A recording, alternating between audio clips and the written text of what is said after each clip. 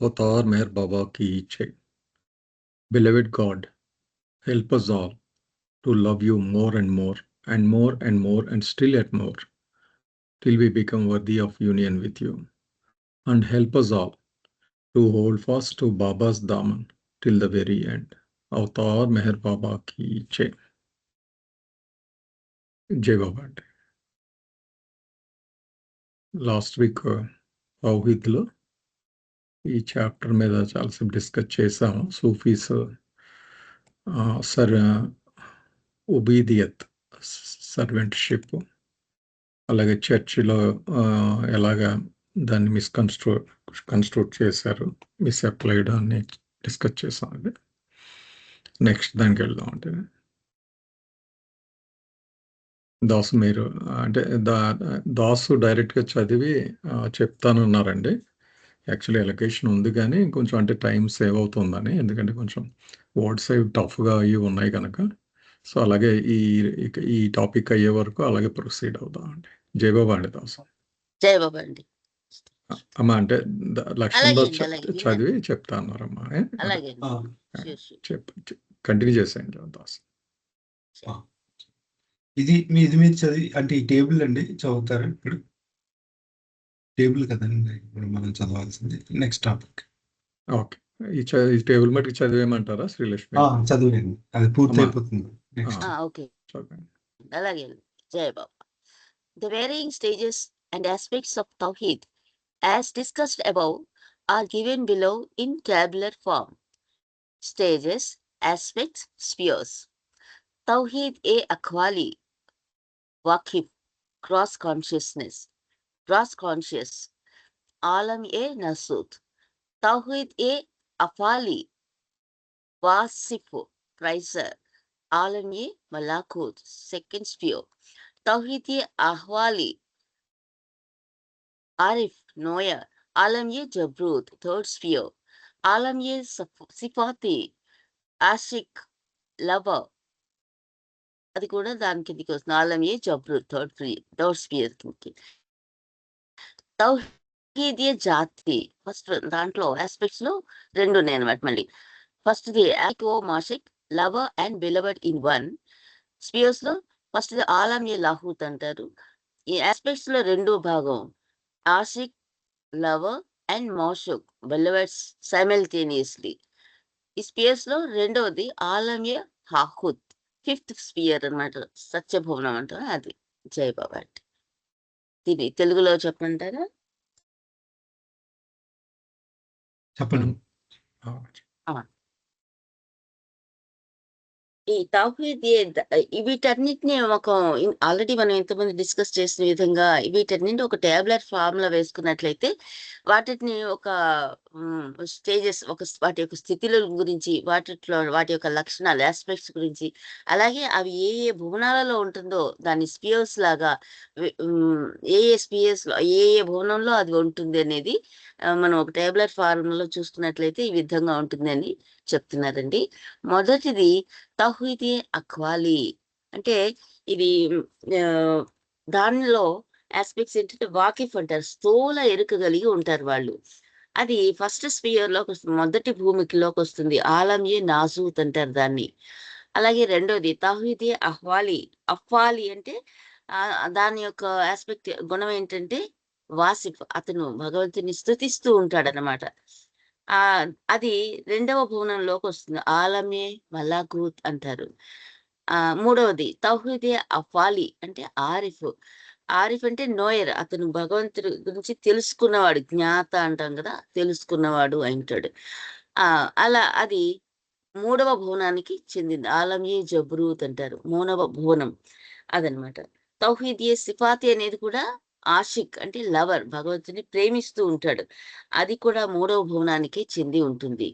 అలాగే ఆఖరిదైన తాహీద్ ఏ జాతి అంటే దాంట్లో రెండు లక్షణాలు ప్రధానంగా ఉంటాయి. మొదటి ఆషిక్ ఏ మహూత్ అంటే మాషక్ అంటే లవర్ అండ్ బిల్వెడ్ ఇన్ వన్. ఒకే వ్యక్తిలో ఈ అంటే ప్రేమికుడితో ఐక్యం అనేది రెండు భావాలు కలిగి అనమాట. దాన్ని ఆలం ఏ లాహూత్ అంటారు. రెండోది ఏంటంటే తౌహీదే జాతిలో రెండో విభాగం ఆషిక్ అంటే లవర్ అండ్ మౌషక్ అంటే బిలవడ్. ఒక సమయంలో లవర్ గాను ప్రేమించేవాడుగాను అదే ఇంకో సమయంలో ప్రేమించబడేవాడుగాను అంటే ఒకే సమయంలో ప్రేమికుడు తానే, ప్రేమించబడేవాడు తానే అవుతాడనమాట. దాన్నే ఆలం ఏ హాహూత్ అంటారు. ఈ రెండు కూడా ఆలం ఏ లాహూత్ ఇది కూడా సత్యభువనం, 5వ భువనం అంటాం కదా, భువనానికి చెందినవి అనమాట. అత్యంత ఉన్నతమైనది అయిన 5వ భువనానికి చెందిన లక్షణం అనమాట. జై బాబా అండి. జై బాబా. ముందుకు వెళ్దాం అండి దోశ. ఇలాగే ఇక్కడ ఎక్స్ప్లెనేషన్ పెద్ద స్కోప్ ఏం లేదు కదా ఇక్కడ. అవును సార్. వెళ్దామండి. అయితే ఒకసారి అంటే గత వారం మనం చదువుకున్నదే మేడం గారు చెప్పినట్టు ఒక టేబుల్ ఫామ్‌లో ఇచ్చారు. సో, తౌహీద్ అంటే భగవంతుడి ఏకత్వ స్థితిని ఒక్కొక్కడు సాధకుడు ఒక్కొక్క దశలో ఎలా ఫీల్ అవుతాడనేది ఇక్కడ వివరించారన్నమాట. సో, ఇవన్నీ మనం మాట్లాడుకున్నాం. సో, చివరికి అతను ఒక్కొక్క దశలో ఇలా ఫీల్ అవుతూ చివరికి ఆ 5వ భువనంకి సత్య భువనంకి వెళ్ళగానే అందులో కూడా 2 దశల గురించి మాట్లాడుకున్నాం. ఒకటి భగవంతుడిది ఏకత్వం పొందినటువంటి దశ. అంటే ఐక్యత పొందినటువంటి దశ. అంతవరకు 6వ భూమికలో తను ప్రేమికుడిగా, భగవంతుడు ప్రీతముడిగా ఉన్నాడు. కానీ 7వ భూమికలో అడుగు పెట్టగానే తానే ప్రీతముడైపోయాడనమాట. అంటే ఇక్కడ ప్రేమికుడు, ప్రీతముడు అనే కాన్సెప్టే లేదు. ఇద్దరు ఒకటైపోయారు. దాన్ని ఆషికో, మషుక్ అని ఇక్కడ చెప్పారు. దాని తర్వాత మరొక దశ వస్తుంది. ఏంటంటే రిటర్న్ జర్నీ, కమింగ్ డౌన్. అతను భూమి మీదకొస్తాడు. భూమి మీదకొచ్చిన తర్వాత అతను లవర్ పాత్రని పోషిస్తాడు, బిలవెడ్ పాత్రని పోషిస్తాడు. అంటే ఇక్కడ ఒక సద్గురువు అవతారుడు గురించి మాట్లాడుతున్నటువంటి దశ. అలాగే 2 పాత్రల్ని పోషించి అతను యూనివర్స్‌లో వర్క్ చేయడం జరుగుతుంది. ఇవి ఈ రకంగా తౌహీద్‌ని వివిధ దశల్ని ఎలా ఫీల్ అవుతారు అనేది ఒక్కొక్క స్థాయిలో ఉండే సాధకుడు ఎలా ఫీల్ అవుతాడనేది చెప్పారు. అయితే ఇప్పుడు మనం నెక్స్ట్ దానికి వెళ్దామండి. ఉజూదియా అండ్ షుహూదియా. అయితే ఇందులోకి వెళ్ళే ముందు అసలు ఇక్కడ ఈ టాపిక్ మొత్తం మీద ఏం మాట్లాడుతున్నారు అనే దానికి కొంచెం బ్యాక్‌గ్రౌండ్ ఇచ్చిన తర్వాత ఇందులోకి వెళ్దామండి. సో, సాధారణంగా ప్రపంచంలో మన అందరికీ తెలిసి అనేక మతాలున్నాయి. ఇక్కడ హిందూ మతం గాని, లేకపోతే క్రైస్తవం గాని, ఇస్లాం గాని, బుద్ధిజం గాని, జుడాయిజం గాని, ఇవి కాకుండా ఇంకా చాలా మతాలు ఉన్నాయి. చిన్న చిన్న రకరకాల చిన్న స్థాయిల్లో కూడా. అయితే ఈ మతాలన్నింటిలో కూడా, ఈ రిలిజియన్స్ అన్నింటిలో కూడా ఒక అన్వేషణ. అలాగే కొన్ని మతాలకు అతీతంగా కూడా కొంతమంది ఏ మతానికి చెందిన వాళ్ళు, అంటే ఏ మతానికి చెందిన వాళ్ళు కూడా ఉన్నారు ఈ ప్రపంచంలో. వాళ్ళు కూడా ఒక అన్వేషణ సాగిస్తూ ఉన్నారు. సో, మనిషి సహజంగా ఒక అన్వేషణ చేస్తూ ఉంటాడు. దేనికి అంటే ఈ సృష్టి అంతటికి కూడా మూలం ఏమై ఉంది? అసలు ఈ సృష్టి ఎక్కడి నుండి పుట్టింది? దానికి దీనికి సంబంధం ఏంటి? అనేటువంటి అన్వేషణ కొన్ని వేల సంవత్సరాలుగా మనిషి సాగిస్తూ ఉన్నాడు. అయితే ఈ సృష్టి అంతటికి మూలం ఏదైతే ఉందో దాన్ని మనం ఒక పేరుతో పిలుచుకుంటున్నాం. గాడ్ అని. మనం అది పిలవచ్చు, పిలకపోవచ్చు. కొంతమంది దాన్ని రియాలిటీ అంటారు. ఏదైనా గానీ ఒక మూలం అనేది ఉంది. ఒక మూల తత్వం ఉంది. దాని నుండి ఇదంతా వచ్చింది. దీన్ని మనం క్రియేషన్ అని పిలుస్తున్నాం. అలాగే ఈ క్రియేషన్‌లో భాగంగా మనం ఉన్నాం. అంటే ఇక్కడ 3 అంశాలున్నాయి. గాడ్, క్రియేషన్ అండ్ మనం జీవులు. ఈ భగవంతుడు, సృష్టి, జీవులు ఇవి ఏంటి? అసలు వీటి మధ్య సంబంధం ఏంటి? అనే దాని గురించి అన్వేషణ అనేక సంవత్సరాలుగా, వేల సంవత్సరాలుగా సాగుతూ వస్తుంది. అయితే ఇది ఒక మతంలో కొంతమంది పుట్టి ఆ మతాన్ని ఆ కల్చర్‌లో ఈ అన్వేషణ సాగినవి ఉన్నాయి. కల్చర్‌కి అతీతంగా అన్వేషణ సాగినవి కూడా ఉన్నాయి. అలా మనం గాని ఈ హిందూ దేశం అంటే భారతదేశం గాని తీసుకుంటే, భారతదేశంలో మనకి ముఖ్యంగా ఈ అన్వేషణ సాగించి కొంతమంది ఆ విషయాన్ని ఎవరైతే తెలుసుకున్నారో అసలు ఈ సృష్టికంతటికి మూలం ఏంటి అనేది, వాళ్ళొక స్కూల్ ఆఫ్ ఫిలాసఫీతో వచ్చారు. ఇక్కడ స్కూల్ ఆఫ్ ఫిలాసఫీని సాధారణంగా మన పుస్తకాల్లో దర్శనాలు అని చదువుకున్నాం. దర్శనం అంటే రియాలిటీని, అంటే ఆ మూలాన్ని, the way of looking at the reality are the way of understanding the reality, దాన్ని దర్శనం అంటారు ఆర్ స్కూల్ ఆఫ్ ఫిలాసఫీ అంటారు. సో రకరకాల స్కూల్స్ ఆఫ్ ఫిలాసఫీస్ వచ్చాయి ప్రపంచంలో. అంటే ఎలా అర్థం చేసుకోవాలి అసలు, ఈ ఈ సృష్టికి మూలం ఏంటి, ఆ మూలం నుండి ఈ సృష్టి ఎలా వచ్చింది, అందులో ఉన్న మనం ఎలా ఉన్నాం, వీటి మధ్య సంబంధం ఏంటి అని చెప్పేటువంటిది అనమాట ఈ స్కూల్ ఆఫ్ ఫిలాసఫీ అంటే. ఒక ఫ్రేమ్వర్క్, ఏది ఎలా ఉంది అని. ఇలాంటి స్కూల్ ఆఫ్ ఫిలాసఫీస్ చాలా వచ్చాయి. అందులో ఒకటి ఆ, సాంఖ్య ఫిలాసఫీ అనేది ఒకటి స్కూల్ ఆఫ్ ఫిలాసఫీ. దాన్ని కపిల అనేటువంటి ఒక అతను ఆ, దాన్ని పరిచయం చేశారు, అంటే దాని గురించి మాట్లాడడం జరిగింది. అలాగే మరొక స్కూల్ ఆఫ్ ఫిలాసఫీ ఏంటంటే వేదాంత. వేదాంత స్కూల్ ఆఫ్ ఫిలాసఫీ అనేది బాదరాయణుడు అనే ఒక అతను ఇచ్చారనమాట. సో చాలా మంది బాదరాయణుడే వ్యాసుడు అంటారు, అది మనకు తెలియదు అది అవునా కాదు. సో ఆ బాదరాయణుడు అనే అతను ఒక వేదాంత స్కూల్ ఆఫ్ ఫిలాసఫీ, దాన్ని వేదాంత దర్శనం అంటారు. అలాగే ఈ కపిల అనే అతను సాంఖ్య స్కూల్ ఆఫ్ ఫిలాసఫీ, దాన్ని సాంఖ్య దర్శనం అని అంటారు. ఇలా డిఫరెంట్ స్కూల్స్ ఆఫ్ ఫిలాసఫీ హిందువుల్లో వీళ్ళు ఇచ్చారు. అలాగే ఇస్లాంలో మరికొంతమంది ఉన్నారు. ఇబ్న్ అరబీ అనే ఒక అతను ఒక స్కూల్ ఆఫ్ ఫిలాసఫీతో వచ్చారు. అలాగే సుహుల్ వార్ది అనే అతను మరొక స్కూల్ ఆఫ్ ఫిలాసఫీతో వచ్చారు. అలాగే బుద్ధిజంలోనే ఉన్నాయి, జుడాయిజంలో కూడా ఉన్నాయి. ఇలా డిఫరెంట్ స్కూల్స్ ఆఫ్ ఫిలాసఫీతో వచ్చారు.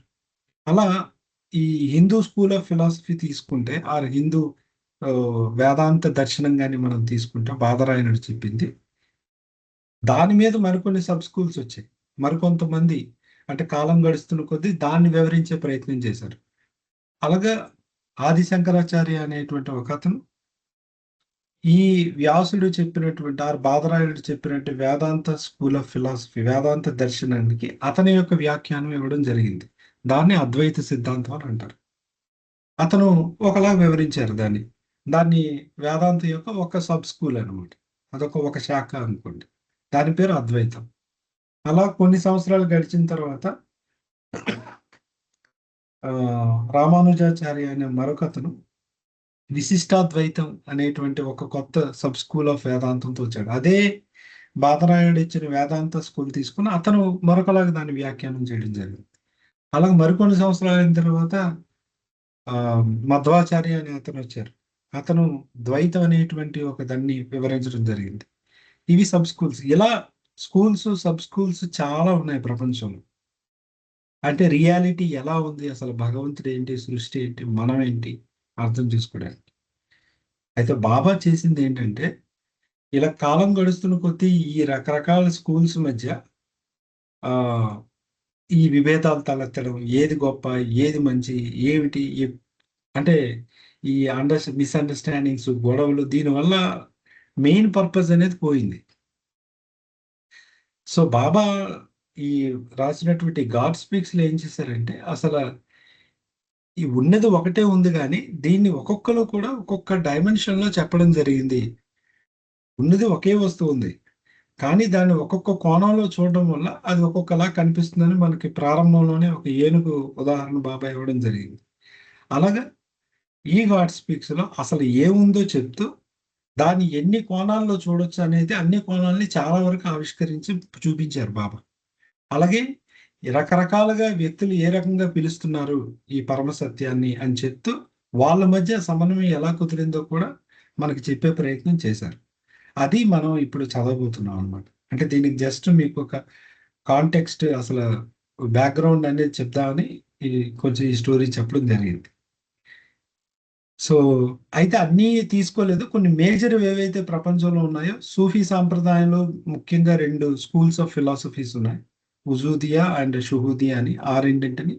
అలాగే ఈ హిందూ మతంలోని వేదాంతానికి సంబంధించిన వాటిలో రెండు ప్రధానమైనవి Advaita school of philosophy and Vishishtadvaita school of philosophy.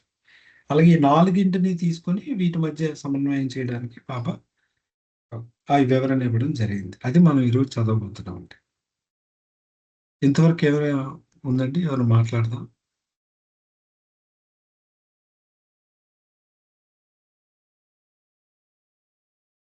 లేకపోతే స్టార్ట్ చేయమంటారు?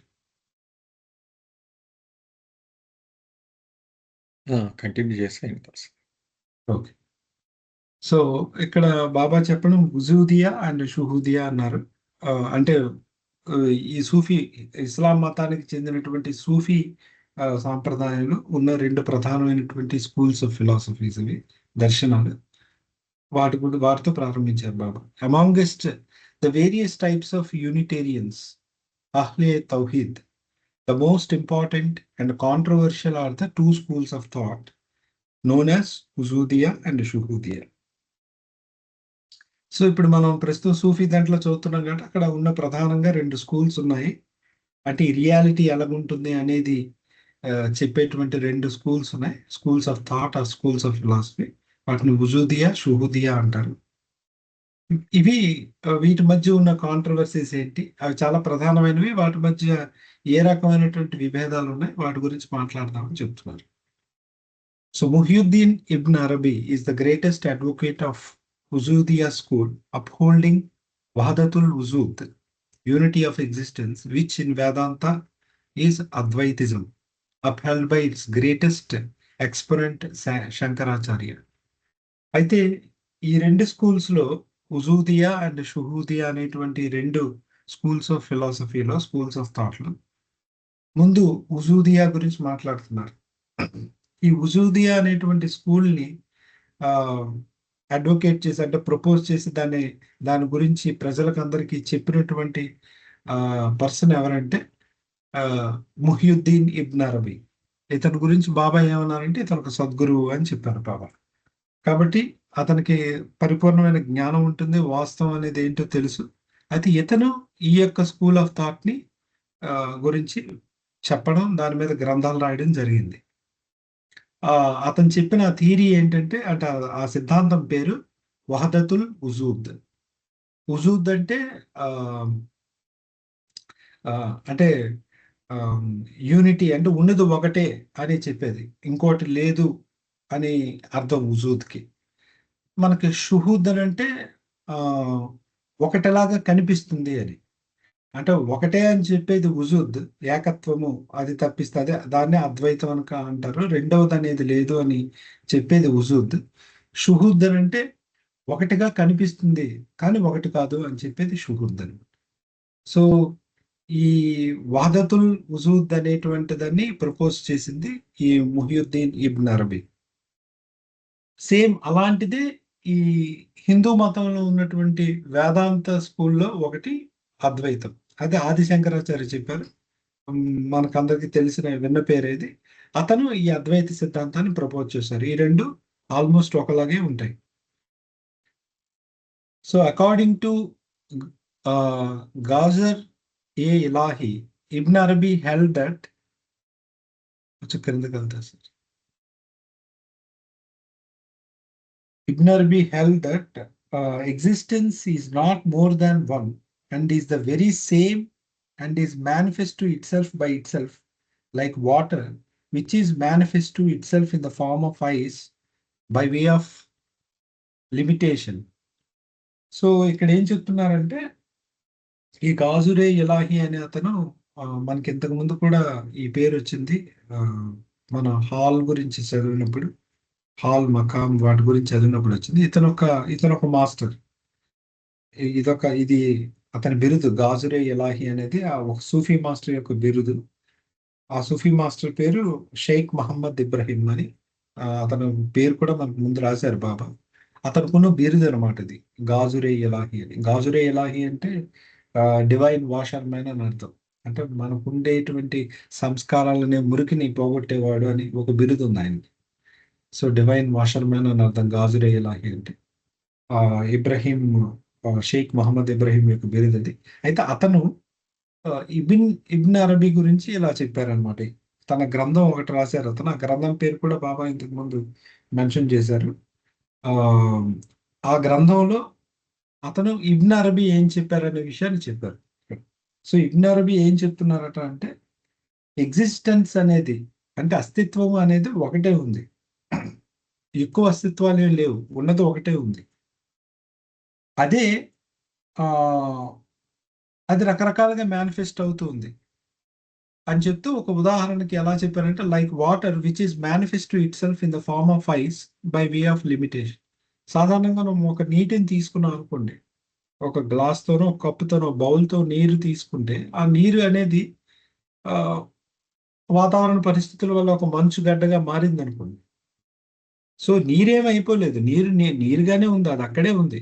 కాకపోతే అది ఇప్పుడు ఒక ఐస్ అవ్వడం వల్ల దానికి ఒక లిమిటేషన్స్, ఒక బార్డర్స్ వచ్చి బౌండరీస్ అనేది ఫామ్ అయ్యి ఒక పరిమితంగా కనిపిస్తూ ఉంది మనకి. కానీ వాస్తవానికి అది నీరే, ఐసు మంచు ముక్కలాగా కనిపిస్తున్నప్పటికీ కూడా అది నీరు ఎలా అయిందో అదే నీరు అలాగే ఉందో, అలాగే ఏదైతే ఈ సృష్టి అంతటికి మూలంగా ఉన్నటువంటి ఆ భగవంతుడు అనుకోండి, రియాలిటీ అనుకోండి, అది అలాగే ఉంది. అది ఒకటే ఉంది, అందులో ఎటువంటి మార్పు లేదు, వేరేది అనేది లేదు, అస్తిత్వం ఒకటే ఉంది అని చెప్పేటువంటి సిద్ధాంతమే ఈ యొక్క వహదతుల్ వుజూద్ అనేటువంటి సిద్ధాంతం. When in the state of fana, the limitation or the form disappears, the absolute remains and becomes who. అంటే ఎప్పుడైతే ఈ మనసు ఒక్క మళ్ళీ కరిగిపోతుంది ఏమవుతుంది, అది నీరే అయిపోతుంది. అంటే ఏదైతే పరిమితులు రూపం మనకు ఒక మంచు ముక్కలాగా కనిపిస్తుందో అదే నీరు, కానీ అది ఆ వేడి తగిలి మళ్ళీ అది కరిగిపోయినప్పుడు నీరు అయిపోతుంది. అలాగే ఏదైతే రియాలిటీ ఉందో, వాస్తవం అనే యథార్థం ఉందో, ఆ భగవంతుడు ఉన్నాడు. ఆ భగవంతుడు కొన్ని పరిమితులకు లోనైనప్పుడు అది ఒక రూపంలా కనిపిస్తుంది. కానీ ఆ పరిమితులన్నీ పోయేసరికి మళ్ళీ అది యథాస్థితికి దాని ఒరిజినల్ రూపంలోనికి వచ్చేస్తూ ఉంది. కాబట్టి అది ఎప్పుడూ అలాగే ఉంది, దానిలో ఎటువంటి మార్పు లేదు అని చెప్తున్నారు. ఇక్కడ హూ అని చెప్పడంలో ఉద్దేశం ఏంటంటే స్ట్రెస్ ఇవ్వడానికి 2 సార్లు చెప్తున్నాడు. అంటే అతనే ఉన్నాడు, మరొకటి లేదు, హీ ఎలోన్ ఎగ్జిస్ట్ అని చెప్పడానికి హూ అనేది అరబీ పదం, భగవంతుని సూచించడానికి వాడతారు హూ అని. సో హూ అంటే అతడు అని. ఈవెన్ వేదాంతంలో కూడా ఆ బ్రహ్మ పదార్థాన్ని చెప్పడానికి అది అని వాడుతుంటారు, తత్ అని చెప్తుంటారు. అలాగే వాళ్ళు పురుష శబ్దం వాడారు హీ అని, అంటే అక్కడ మగవాడు స్త్రీ అని కాదు, అతనే ఉన్నాడు, అతను తప్పిస్తే మరొకటి లేదు. ఈ పరిమితులన్నీ ఉన్నప్పుడు అది వేరేగా కనిపిస్తుంది, కానీ మళ్ళీ ఆ పరిమితులు పోయినప్పుడు అతనే ఉన్నాడు. సో ముందు అతనే ఉన్నాడు, పరిమితులుగా ఉన్నప్పుడు అతనే ఉన్నాడు, ఆ పరిమితులు పోయినప్పుడు మళ్ళీ అతనే ఉన్నాడు. సో ఎప్పుడు అతనే ఉన్నాడు, మరొకటి లేదు అని ఇక్కడ ఇబ్న్ అరబీ చెప్తున్నటువంటి వహదతుల్ వుజూద్ సిద్ధాంతం. ఇక్కడ ఏమైనా ఉన్నాయండి? ఏమైనా ఉన్నాయండి డౌట్స్ దీని ఇక్కడ దాకా? అదే డిస్కస్ చేద్దాం అన్నా సార్. అదే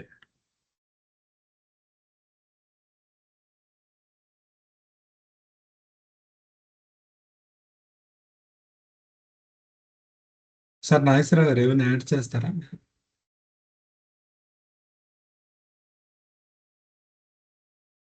అక్కర్లేదు సార్, బ్రహ్మాండంగా ఉంది, క్లారిటీ ఉంది కదా. ఓకే, అయితే నెక్స్ట్ దానికి పోదామండి. Okay. Sheikh Sahabuddin Suhurwardi, one of the chief sponsors of the Shuhudiya school, characterizing its philosophy as Wahdatul Shuhud, apparentism, the Visishtadvaita of Vedanta, maintains that in Fana, Bandha becomes Kanahu and not Hu, as iron in the fire, which becomes like fire, but not fire itself. The reality of iron being quite different from that of fire. అయితే ఇక్కడ మనం ఇంతకుముందు చెప్పినట్టు సూఫీల్లో మరొక major school ఒకటి ఉంది. ఒకటి ibn అరబీ ప్రవేశపెట్టినటువంటి వహదతుల్ వుజూద్ అనేటువంటి స్కూల్ ఒకటి, మరొకటి షహబుద్దీన్ సుహుర్వార్ది పరిచయం చేసినటువంటి వహదతుల్ షుహూద్ అనేటువంటిది ఇదొకటి. దాన్ని ఐడెంటిటిజం అంటారు, దీన్ని అపరెంటిజం అని అంటారు. ఐడెంటిటిజం అంటే ఒకటే అని, అది అంటే అక్కడ ఐక్యత, 2 లేవు ఒకటే ఉన్నాయని అర్థం. అపరెంటిజంలో ఏంటంటే ఒకటిలాగా కనిపిస్తుంది అని అర్థం. సో ఇతని సిద్ధాంతం ఏంటంటే, ఇతను ఏదైతే చెప్పారో ఇలాంటి సిద్ధాంతమే ఒకటి, ఒక స్కూల్ ఆఫ్ థాట్ ఒకటి ఇండియాలో ఉన్నటువంటి వేదాంత దర్శనాల్లో కూడా ఒకటి ఉంది, సబ్ స్కూల్, అది విశిష్టాద్వైతం. ఇది మనం చెప్పుకున్నాం, రామానుజాచార్య అనే అతను ఈ సిద్ధాంతాన్ని ప్రవేశపెట్టారు, ఈ స్కూల్ ఆఫ్ థాట్ ని. సో వీళ్ళిద్దరు చెప్పేది మోర్ ఆర్ లెస్ ఒకటే. ఏమిటంటే వీళ్ళు చెప్తుంది అంటే in Visishtadvaita maintains that in Fana Bandha becomes like him and not he. అది అంటే ఈ ఏదైతే సృష్టి అనుకోండి లేదా సృష్టిలో ఉన్న జీవులు అనుకోండి, ఈ జీవులు ఎవరైతే ఉన్నాం మనందరం కూడా మనం పరిమితుల్లో ఉండడం వల్ల ఇప్పుడు ఇలాగ మనిషిగా ఫీల్ అవుతున్నాం. మనకు ఆ పరిమితులన్నీ పోయినప్పుడు, అంటే ఫన అంటే మనం ఏం చెప్పుకున్నాం అంటే మనకున్న సంస్కారాలన్నీ నాశనం అయ్యేటప్పుడు. సో ఆ పూర్తి సంస్కార నాశనం మనోనాశనం జరిగినప్పుడు ఇతను అంటే ఈ జీవుడు అనేవాడు, ఆత్మ అనేది పరమాత్మలాగా కనిపిస్తుంది, పరమాత్మలాగా ఉంటుంది కానీ పూర్తిగా పరమాత్మ అయిపోదు అనేటువంటి సిద్ధాంతాన్ని ఇతను చెప్తున్నాడు. దీనికి ఉదాహరణ ఏమి ఇచ్చారంటే, ఒక ఇనుముని తీసుకెళ్లి మనం ఫైర్లో మంటలో పెట్టామనుకోండి, అది కొంతసేపటికి అది కూడా ఒక అంటే మంటలాగా కనిపిస్తుంది. రెండిటికి తేడా లేదా అనిపిస్తుంది, కానీ ఒక్కసారి కానీ మళ్ళీ దాన్ని బయటికి తీసి కొంతసేపు ఉంచామనుకోండి, ఆ ఇనుములాగే ఉంటుంది. అంటే అది నిప్పులో ఉండడం వల్ల అది నిప్పులాగా కనిపిస్తుంది, కానీ అది నిప్పు అయిపోలేదు. ఇనుమేమి నిప్పు గుణాలని కొంతసేపు కలిగి ఉన్నట్టుగా కనిపిస్తూ ఉంది అనే విషయాన్ని ఇక్కడ స్ట్రెస్ ఇస్తున్నారు. Which becomes like fire but not fire itself అని. So the reality of iron being quite different from that of fire. So వాస్తవం ఏంటంటే ఇనుము ఎప్పుడు ఇనుముగానే ఉంటుంది, అది నిప్పు కాదు, కానీ ఆ క్షణం నిప్పులాగా కనిపిస్తుంది. అలాగే ఫనా జరిగిన క్షణంలో ఈ జీవాత్మ అంటే ఆత్మ అనేది పరమాత్మలాగా భగవంతుల్లా కనిపిస్తుంది, కానీ ఆత్మ వేరు పరమాత్మ వేరు అనే విషయాన్ని ఇక్కడ చెప్తున్నారు. The Suhridiyas define two different existences and two distinct things in view, iron and fire. So Advaita సిద్ధాంతం అంటే ఇంతకు ముందు చెప్పుకున్నట్టు వహదతుల్ వుజూద్ ఇబ్న్ అరబీ చెప్తున్నటువంటిది లేదా అద్వైతం చెప్తున్నటువంటిది ఏంటంటే అక్కడ రెండు లేవు, ఒకటే ఉన్నాయి. అంటే నీరు కానీ మంచు ముక్క కానీ ఒకటే అని వాళ్ళు చెప్తున్నారు ఆ ఉదాహరణ ఇచ్చి. ఇక్కడ వీళ్ళు ఈ సిద్ధాంతం ప్రపోజ్ చేసే వాళ్ళు ఏం చెప్తున్నారంటే ఐరన్ ఫైర్ నిప్పు ఇనుము తీసుకున్నారు. నిప్పు ఇనుము అనేది ఎప్పటికీ ఒకటి కావు, నిప్పు నిప్పే ఇనుము ఇనుమే. కాకపోతే ఒక సందర్భంలో ఈ ఇనుము నిప్పులా కనిపిస్తూ ఉంది కానీ వాస్తవానికి అది కాదు. సో నిప్పు వేరు ఇనుము వేరు, అంటే రెండు అస్తిత్వాలు ఉన్నాయి అని చెప్తున్నారు. వాళ్ళ అస్తిత్వం అనేది ఒకటే ఉంది, అది ఆ మంచు ముక్కగా ఉన్నా నీరుగా ఉన్నా ఉన్నది నీరే అని చెప్తున్నారు. ఇవి మాత్రం ఈ ఉదాహరణ ఇస్తూ వీళ్ళు ఐరన్ వేరు ఫైర్ వేరు రెండు అస్తిత్వాలు ఉన్నాయని చెప్తున్నారు. జాత్ అని అంటే జడియేటి ఉంది కదా, అవి అస్తిత్వం అని అర్థం. అలాంటివి రెండు ఉన్నాయంటున్నారు. The iron becomes fire temporarily and then iron is iron and fire is fire, అదే చెప్తున్నారు. ఇది సుహుర్వార్ది ప్రపోజ్ చేసినటువంటి వహదతుల్ షుహూద్ స్కూల్ అండి, ఆర్ విశిష్టాద్వైతం. దీని మీద ఏమైనా డిస్కస్ చేద్దామంటే చేద్దాం.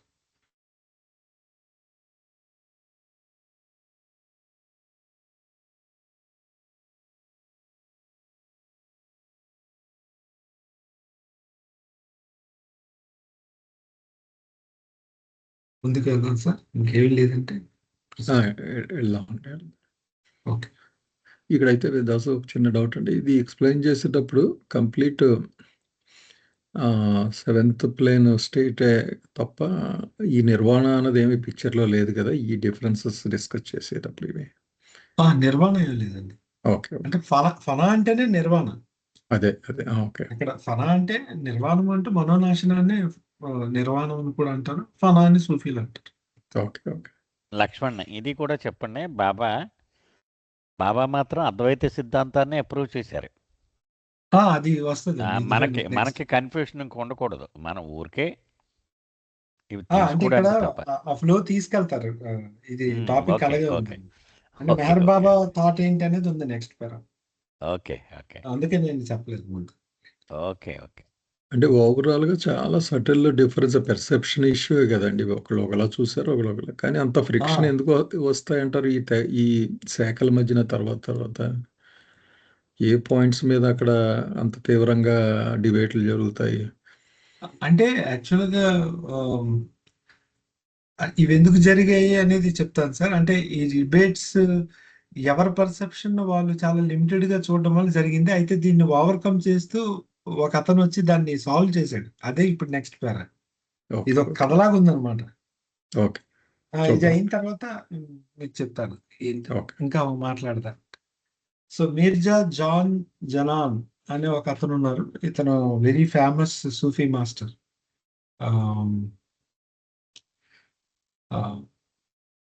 అంటే ఇతను చాలా పోయిటరీ రాశారు. ఆ, ఈ మతాల మధ్య ఉన్న అభిప్రాయ భేదాలను సాల్వ్ చేయడానికి ఎంతో ప్రయత్నం చేశారు. సో ఇతను ఒక మాట అన్నారనమాట. సో ఈ Mirza Jan Janan beloved of beloved అని పేరు అతనికి, అంటే బిరుదు. అంత గ్రేట్ మాస్టర్ ఇతను, సూఫీ మాస్టర్, ఇండియాకి చెందినవాడు.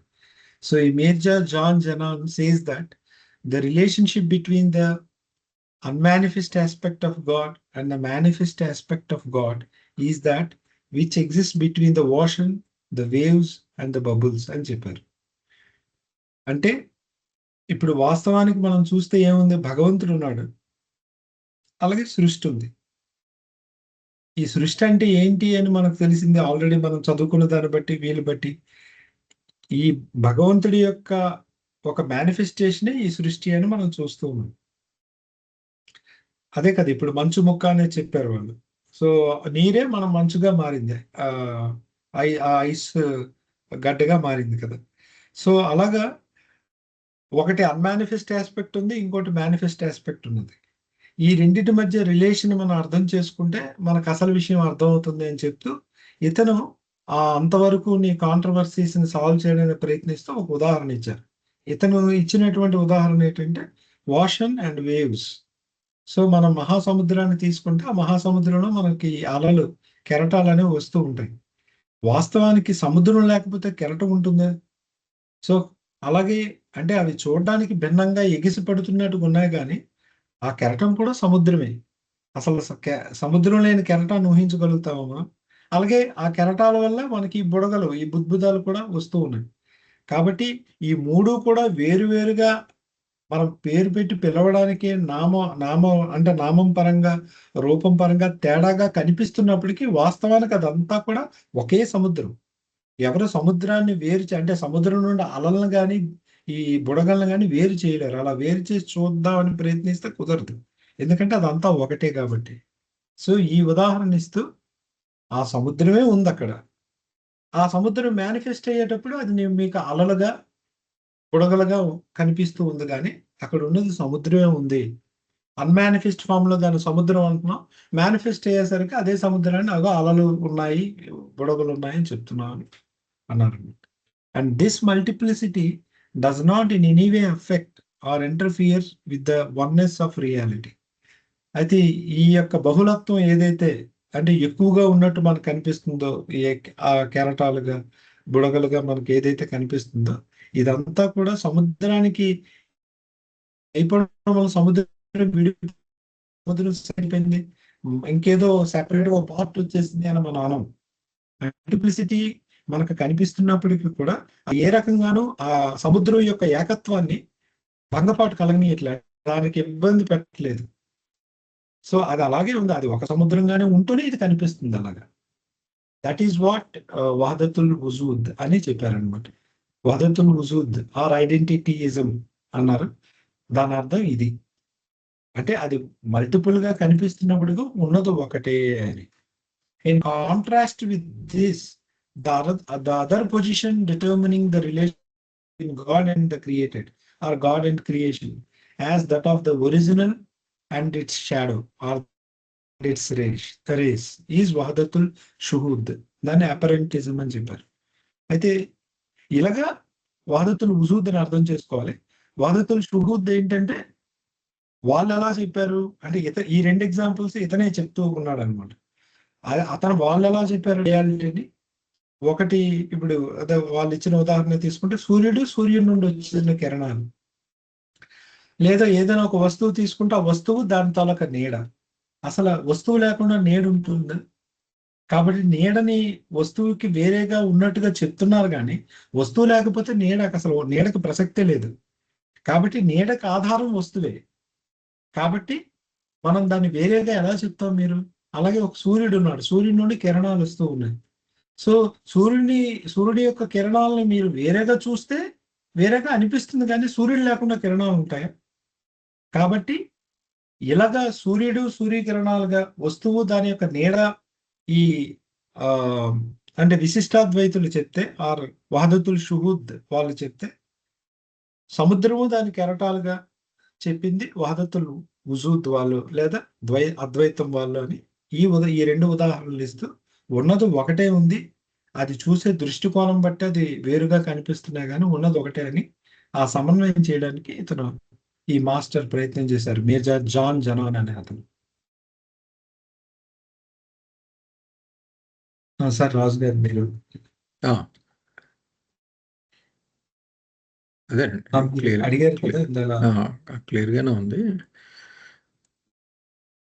అంటే మీరు అదే హిస్టారికల్ ఆస్పెక్ట్ ఏమైనా అడుగుతున్నారా? ఎలా వచ్చింది? అంటే చాలా వైడ్ గ్యాప్ అయ్యి చాలా రైవలరీ కింద అయిపోతాయి కదా. అంటే మామూలు పెర్సెప్షనల్ ఇష్యూలు అంత డీప్గా వెళ్ళిపోతాయి కదా. ఏ అంటే ఫ్యాక్టర్స్ మీద అవి అంటే ఏ జనరల్ ఫ్యాక్టర్ అంటే యాక్చువల్ గా దీనికి ఒక పర్పస్ ఉందని చెప్పారండి బయట. ఏంటంటే పీపుల్ అంటే ఒక ప్రశ్న వస్తుంది, ఇది ఇందులోనే వస్తుంది అనుకుంటాను.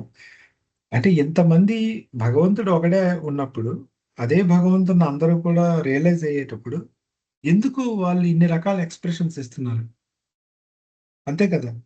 అసలు ఇప్పుడు అవును. బౌద్ధులు ఎవరైతే ఉన్నారో, ఇప్పుడు ఆచార్య నాగార్జునుడు అని ఉన్నారు బౌద్ధులు. అతను ఒక పర్ఫెక్ట్ మాస్టర్. ఆచార్య అంటే దాని అర్థం పర్ఫెక్ట్ మాస్టర్ అని అర్థం. ఒక సెర్టైన్ పీరియడ్ లో పర్ఫెక్ట్ మాస్టర్స్ ని ఆచార్య అని పిలిచేవారు. అందుకే రామానుజాచార్య, శంకర ఆచార్య. ఆచార్య అంటే పర్ఫెక్ట్ మాస్టర్ అని అర్థం. తర్వాత 13th సెంచరీ నుండో ఇప్పటి నుండో సద్గురు అనే పదం వచ్చింది. కబీర్ టైం పీరియడ్ నుండి సద్గురు అనే పదం యూజ్ చేయడం ప్రారంభించారు. అంతకుముందు ఆచార్య అనేవారు. అయితే ఇప్పుడు ఈ నాగార్జున ఎవరైతే ఉన్నారో, ఆచార్య నాగార్జునుడు, ఇప్పుడు అతను ఈ శూన్యవాదాన్ని గురించి చాలా బాగా రాశాడు, మంచి బుక్స్, వెరీ పాపులర్ అతను బుద్ధిజంలో. అయితే ఇప్పుడు అతను ఆల్రెడీ 7th ప్లేన్ లోకి వెళ్ళి ఉన్నదంతా ఒకటే అంటే మళ్ళీ అతను ఎందుకు శూన్యవాదాన్ని ప్రపోజ్ చేశాడు? అలాగే రామానుజాచార్య కూడా ఒక సద్గురువు అయి ఉంటే మళ్ళీ అతను వెళ్ళి విశిష్టాద్వైతాన్ని ఎందుకు చెప్తాడు? ఆది శంకరాచార్య చెప్పిన దాన్ని ఎందుకు ఖండిస్తాడు? ఇది కదా మీరు అడుగుతుంది. అంటే ఉన్న అనుభవం ఒకటే అయ్యేటప్పుడు, వీళ్ళందరూ పర్ఫెక్ట్ మాస్టర్స్ అయ్యేటప్పుడు అందరూ ఒకటే చెప్పాలి కదా. ఎందుకు ఈ వైవిధ్యాలు వచ్చాయి అంటే ఇవి ఒక అంటే రియాలిటీని ఎప్పుడు కూడా ఎవరు ఎక్స్ప్లెయిన్ చేయలేరు. ఎవరు ఇది ఉంటుంది అని చెప్పలేరు. ఎవరేం చెప్పినా దాని తలకు కొన్ని ఆస్పెక్ట్స్ నే చెప్పడం జరుగుతుంది. అయితే ఏ ఆస్పెక్ట్ చెప్తారట మాస్టర్స్ అంటే, ఏ కోణంలో ఉండి ఆ సత్యాన్ని చూస్తే ఇప్పుడున్న ప్రజలకు అది ఎక్కువగా ఉపయోగపడి వాళ్ళు సత్యం వైపు అడుగులు వేయగలుగుతారు అప్పుడున్న కాలమాన పరిస్థితులు బట్టి. దీనికి బాబా వండర్ఫుల్ ఎగ్జాంపుల్ ఇచ్చారు. ఆ డాక్టర్ది ఒక దాహంతో ఉన్న వ్యక్తి డాక్టర్ దగ్గరికి వెళ్తే ఉదయం జ్యూస్ తాగు, మధ్యాహ్నం పాలు తాగు, సాయంత్రం ఇంకేదో తాగని చెప్తారని ఒక ఉదాహరణ ఇచ్చారు కదా. అంటే అవతారుడు ఆ మాస్టర్స్ ఆయా కాలానికి అనుగుణంగా వాళ్ళ టీచింగ్స్ అనేవి చెప్తూ ఉంటారు.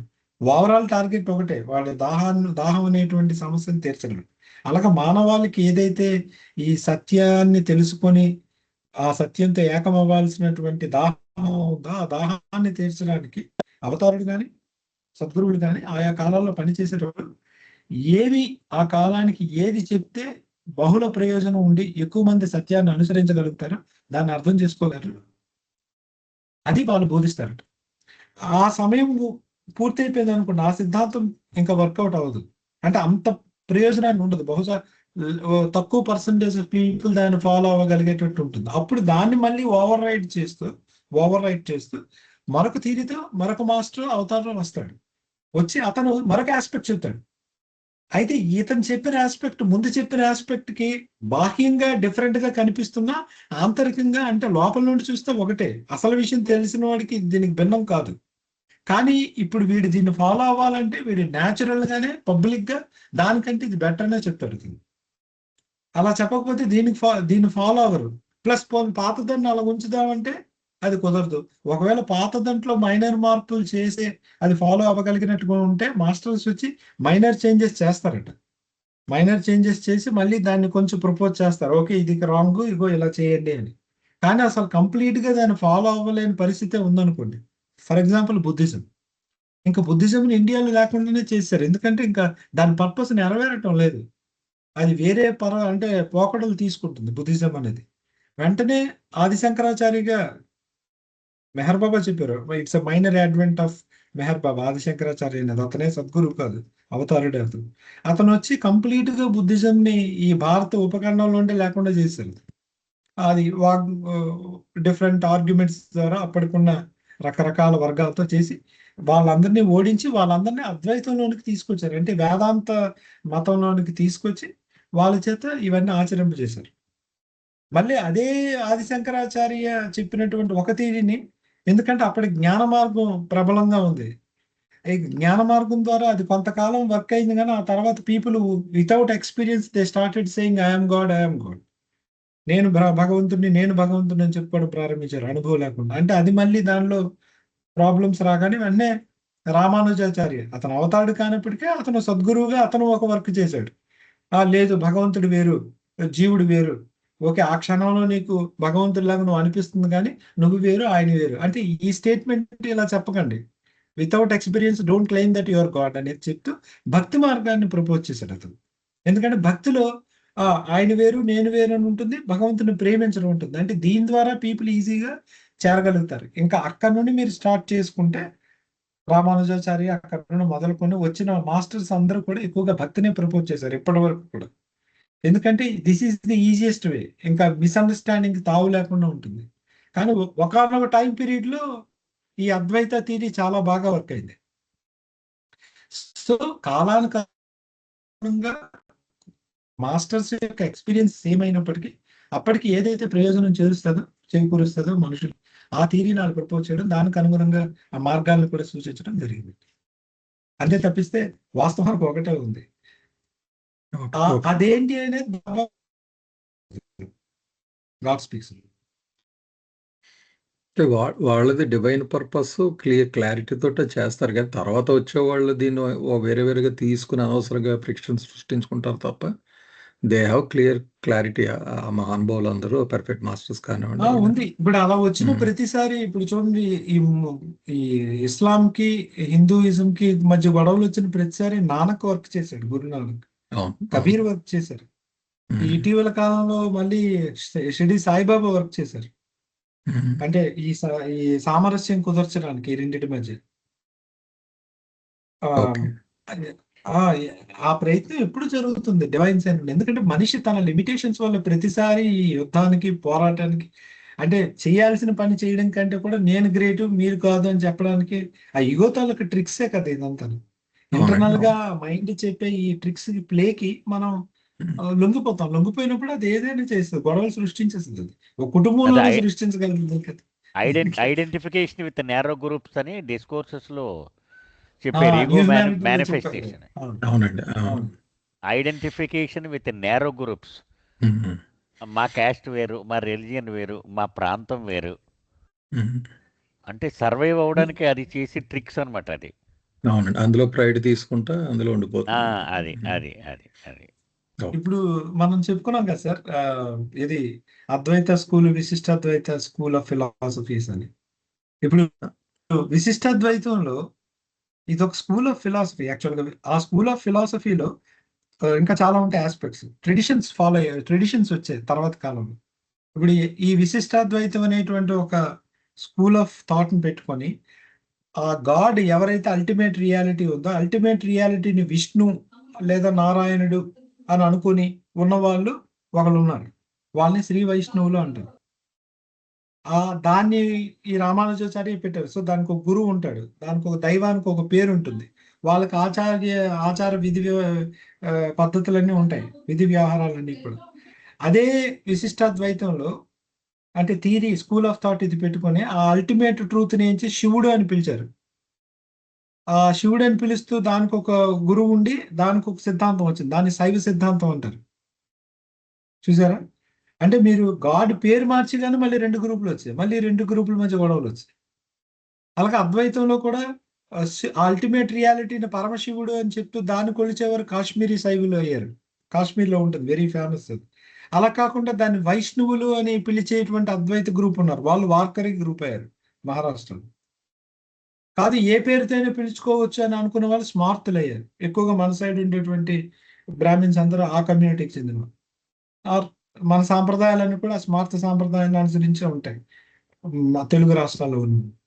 ఇలాగా ఈవెన్ స్కూల్ ఆఫ్ ఫిలాసఫీలో కొట్టుకోవడం కాదు, ఒక సేమ్ స్కూల్ ఆఫ్ ఫిలాసఫీ ఉన్నా కూడా పేర్లు బట్టి ఈ పేరుని శివుడు అని పిలుచుకున్న వాళ్ళు, వీళ్ళు విష్ణువు అని పిలుచుకున్న వాళ్ళు, మళ్ళీ వాళ్ళిద్దరి మధ్య గొడవ. లేదా ఒకే పేర్లు ఉన్నప్పటికీ కూడా మళ్ళీ మార్గాల్లో ఒకరు జ్ఞాన మార్గం గొప్పదని, మరొకరు భక్తి మార్గం గొప్పదని, ఒకరు ఈ కాంబినేషన్ గొప్పదని. అంటే ఏదో ఒక స్థాయిలో ఏదో ఒక లిమిటేషన్ ని సృష్టించుకుంటూ చేయాల్సిన పని చేయకుండా గొడవలకు దిగడం అనేది ఇంకా మానవ సహజం అయిపోయింది. అలా జరిగిన ప్రతిసారి, అది తీవ్రతరం వెళ్ళిన ప్రతిసారి భగవంతుడు ఎవరో ఒక రూపంలో వచ్చి మళ్ళీ దానికి ఒక సొల్యూషన్ ఇవ్వడం జరుగుతుంది. ఇది మన చరిత్ర అంతా గమనిస్తే. మనకి విశ్వామిత్రుడికి కోపం వచ్చిందంటారు కదండి, గైడు అవునండి. వశిష్ఠుడు విశ్వామిత్రుడు ఒక్కసారి వచ్చారట ఆయన దగ్గరికి. వస్తే ఎవడికి ముందు దండం పెడితే ఎవడికి కోపం వచ్చేస్తుందో అని ఇద్దరి కాళ్ళ మీద 2 చేతులు పెట్టేటట్టు సాష్టాంగపడి. అయినా విశ్వామిత్రుడు కోపం వచ్చింది, ఎడంచి నా కాళ్ళ మీద పెట్టు. అదేలేండి, వర్కింగ్ మైండ్ వర్కింగ్ స్టైల్ అన్నమాట. అండ్ ఆ మహర్షులు మహానుభావులు అయినా కూడా దే ఆర్ గెటింగ్ ఇన్ఫ్లుయెన్స్. అదే అది మనోనాశ అయ్యే వరకు కూడా అది ఉంటుంది. ఓకే, కంటిన్యూ చేద్దాం దాసు. సో ఇప్పుడు Wahdatul Wujud of Muhyiddin Ibn Arabi is from the heights of Ahadiyat, and the gnosis pertaining to this stage is therefore Hamawust, everything is he. అయితే ఈ ముహ్యుద్దీన్ ఇబ్న్ అరబీ అనే అతను ఎవరైతే ఈ వహదతుల్ వుజూద్, ఈ ఏకత్వ సిద్ధాంతాన్ని ప్రపోజ్ చేశారో, ఆ అద్వైత సిద్ధాంతం అనుకుందాం మనకు సులభంగా ఉండదు, ఈ అద్వైత సిద్ధాంతాన్ని ప్రపోజ్ చేశారు. అతను ఎక్కడి నుండి మాటలు మాట్లాడుతున్నాడంటే ఫ్రమ్ ద హైట్స్ ఆఫ్ అహదియత్, కాన్షియస్ యూనిటీ. అంటే మన 10 స్టేట్స్ ఆఫ్ గాడ్ లో మాట్లాడుకుంటే 2B స్టేట్ అనమాట. 2B స్టేట్ లో ఏముంటుంది అంటే ఏ చైతన్యం అయితే భగవంతుడికి రావాలో జర్నీ ఏ దగ్గర స్టార్ట్ అయ్యి బి దగ్గరికి వచ్చాడు, 2A దగ్గర స్టార్ట్ అయ్యి 2B దగ్గరికి వచ్చారు. ఆ 2B స్థితినే మనం పరమాత్మ స్థితి అంటాం. అక్కడ నేను భగవంతుని అనేటువంటి పూర్తి స్పృహ ఉంటుంది. ఆ స్థితినే అహదియత్ అని అంటారు సూఫీలు. ఆర్ కాన్షియస్ యూనిటీ అంటే ఎరుకతో నేను భగవంతుడితో, నేనే భగవంతుడై ఉన్నాను అనేటువంటి స్థితి ఎరుకుతో ఉండే స్థితి అనమాట. ఇప్పుడు మనం భగవంతుడితో ఒకటే అయి ఉన్నాం, కానీ మనకు ఆ ఎరుకు లేదు. కానీ ఆ ఎరుకుతో ఉన్నటువంటి స్థితి 7th ప్లేన్, ముఖ్యంగా 2B. సో ఆ 2B స్టేట్ లో ఉన్నప్పుడు అక్కడ నుండి వచ్చి చెప్తున్నాడు అతను. అంటే ఆ స్థితిలో ఉన్న వాళ్ళు ఎవరైనా చెప్తారు. ఏం చెప్తారంటే అంతా ఆ భగవంతుడే ఉన్నాడు, మీరందరూ కూడా భగవంతుడే, మరొకటి లేదు అనేది చెప్తారు. అదే అక్కడ నుండి మాట్లాడుతుంది. ద నాసిస్ అంటే జ్ఞానం. Pertaining to this stage is therefore హమాఉస్త్ అంటే ఎవ్రీథింగ్ ఈజ్ హీ. అంతా అతనే ఉన్నాడు, భగవంతుడే ఉన్నాడు, అంతా భగవంతుడే అయ్యి ఉన్నాడు. అంటే మన కంటికి కనిపిస్తుందా కూడా ఈ సర్వం ఏదైతే ఉందో ఇదంతా కూడా ఆయనే, ఆ భగవంతుడే అనేటువంటి జ్ఞానం ఆ స్థితిలో ఉన్న వాళ్ళకు ఉంటుందట. అది ఇక్కడ మాట్లాడింది. నెక్స్ట్ దానికి వెళ్దామండి. వహదతుల్ షుహుద్. సో వహదతుల్ షుహుద్ of Sheikh Shahabuddin Suhurwardi, also known as Muzadid, is from the same heights of reality, hakikat, but the gnosis expressed is Hama Azust, and everything is from him. So అదే స్థితిలో, ఏ స్థితిలో అయితే అంటే ఈ 2B స్టేట్ ఏదైతే చెప్పుకున్నామో అహదియత్ స్థితి, conscious unity స్థితి ఉందో, అదే స్థితిలో ఉన్నటువంటి సహబుద్దీన్ సుహుర్వార్ది కూడా, అంటే ఇతను సద్గురువే. అతనేం చెప్పాడంటే అతన్ని ముజాదిద్ అంటారు. ముజాదిద్ అనే వర్డ్ కి అర్థం రివైవల్, అంటే రివైవల్ చేసిన వాడు అని, దాన్ని పునరుద్ధరించిన వాడు అని అర్థం. ఎందుకంటే ముందే చెప్పుకున్నాం కదా, మనకి ఇండియాలో కూడా ఎలా అయితే ఆది శంకరాచార్య ప్రపోజ్ చేసినటువంటి అద్వైత సిద్ధాంతం వల్ల నేనే భగవంతుని అనుభవం లేకుండా చెప్పుకుంటూ ఆ రకమైన వర్గం పెరిగిపోయి, అంటే అసలైన సత్యాన్ని పక్కన పెట్టేసి ఫాల్స్ మాస్టర్స్, ఫాల్స్ గురువులు తయారై సమాజాన్ని భ్రష్టు పట్టించేటప్పుడు దాన్ని మళ్ళీ వదిలించడానికి వేరే రకంగా ఒక మాస్టర్ వచ్చి ఇది కాదు దాన్ని ఇంకో రకంగా చెప్పడం జరిగింది. ఎందుకంటే ఇలా అసలైన సత్యాన్ని చెప్తే అది మిస్గైడ్ అవుతుంది. దాన్ని ఎలా తీసుకోవాలో అలా తీసుకోకుండా అది తప్పుదారి మానవాళ్ళని పట్టిస్తుంది కాబట్టి అతను వేరే ప్రపోజల్తో వచ్చారు ఇక్కడ విశిష్టాద్వైతంగా. ఎవరు? రామానుజాచార్య. అలాగే ఇది అక్కడ అంటే ఈ అరబ్ ప్రాంతం, ఈ ఇరాన్, ఈ ఏదైతే మిడిల్ ఈస్ట్ ప్లేసెస్ ఉన్నాయో అక్కడ కూడా ఈ సుహుర్వార్ది అనే అతను ముఖ్యంగా ఆ పర్టికులర్ కమ్యూనిటీ కోసం, అది ఏ ప్రాంతమైనా కానివ్వండి, అక్కడ కూడా ఎలాంటి తేడా ఇబ్బంది కలుగుతుంది కాబట్టి ఇతను అక్కడ అదే స్థితిలో ఉన్నప్పటికీ సేమ్ 2B స్టేట్ లో ఉన్నప్పటికీ అతను ఇలా ఎక్స్ప్రెస్ చేశాడు దాన్ని. ఆ రియాలిటీని ఈ రకంగా చెప్పాడు. ఏమని? హమా చూస్తాని అంటే ఎవ్రీథింగ్ ఈజ్ ఫ్రమ్ హిమ్, అంటే ప్రతిదీ ఆయన నుండే వచ్చింది అని.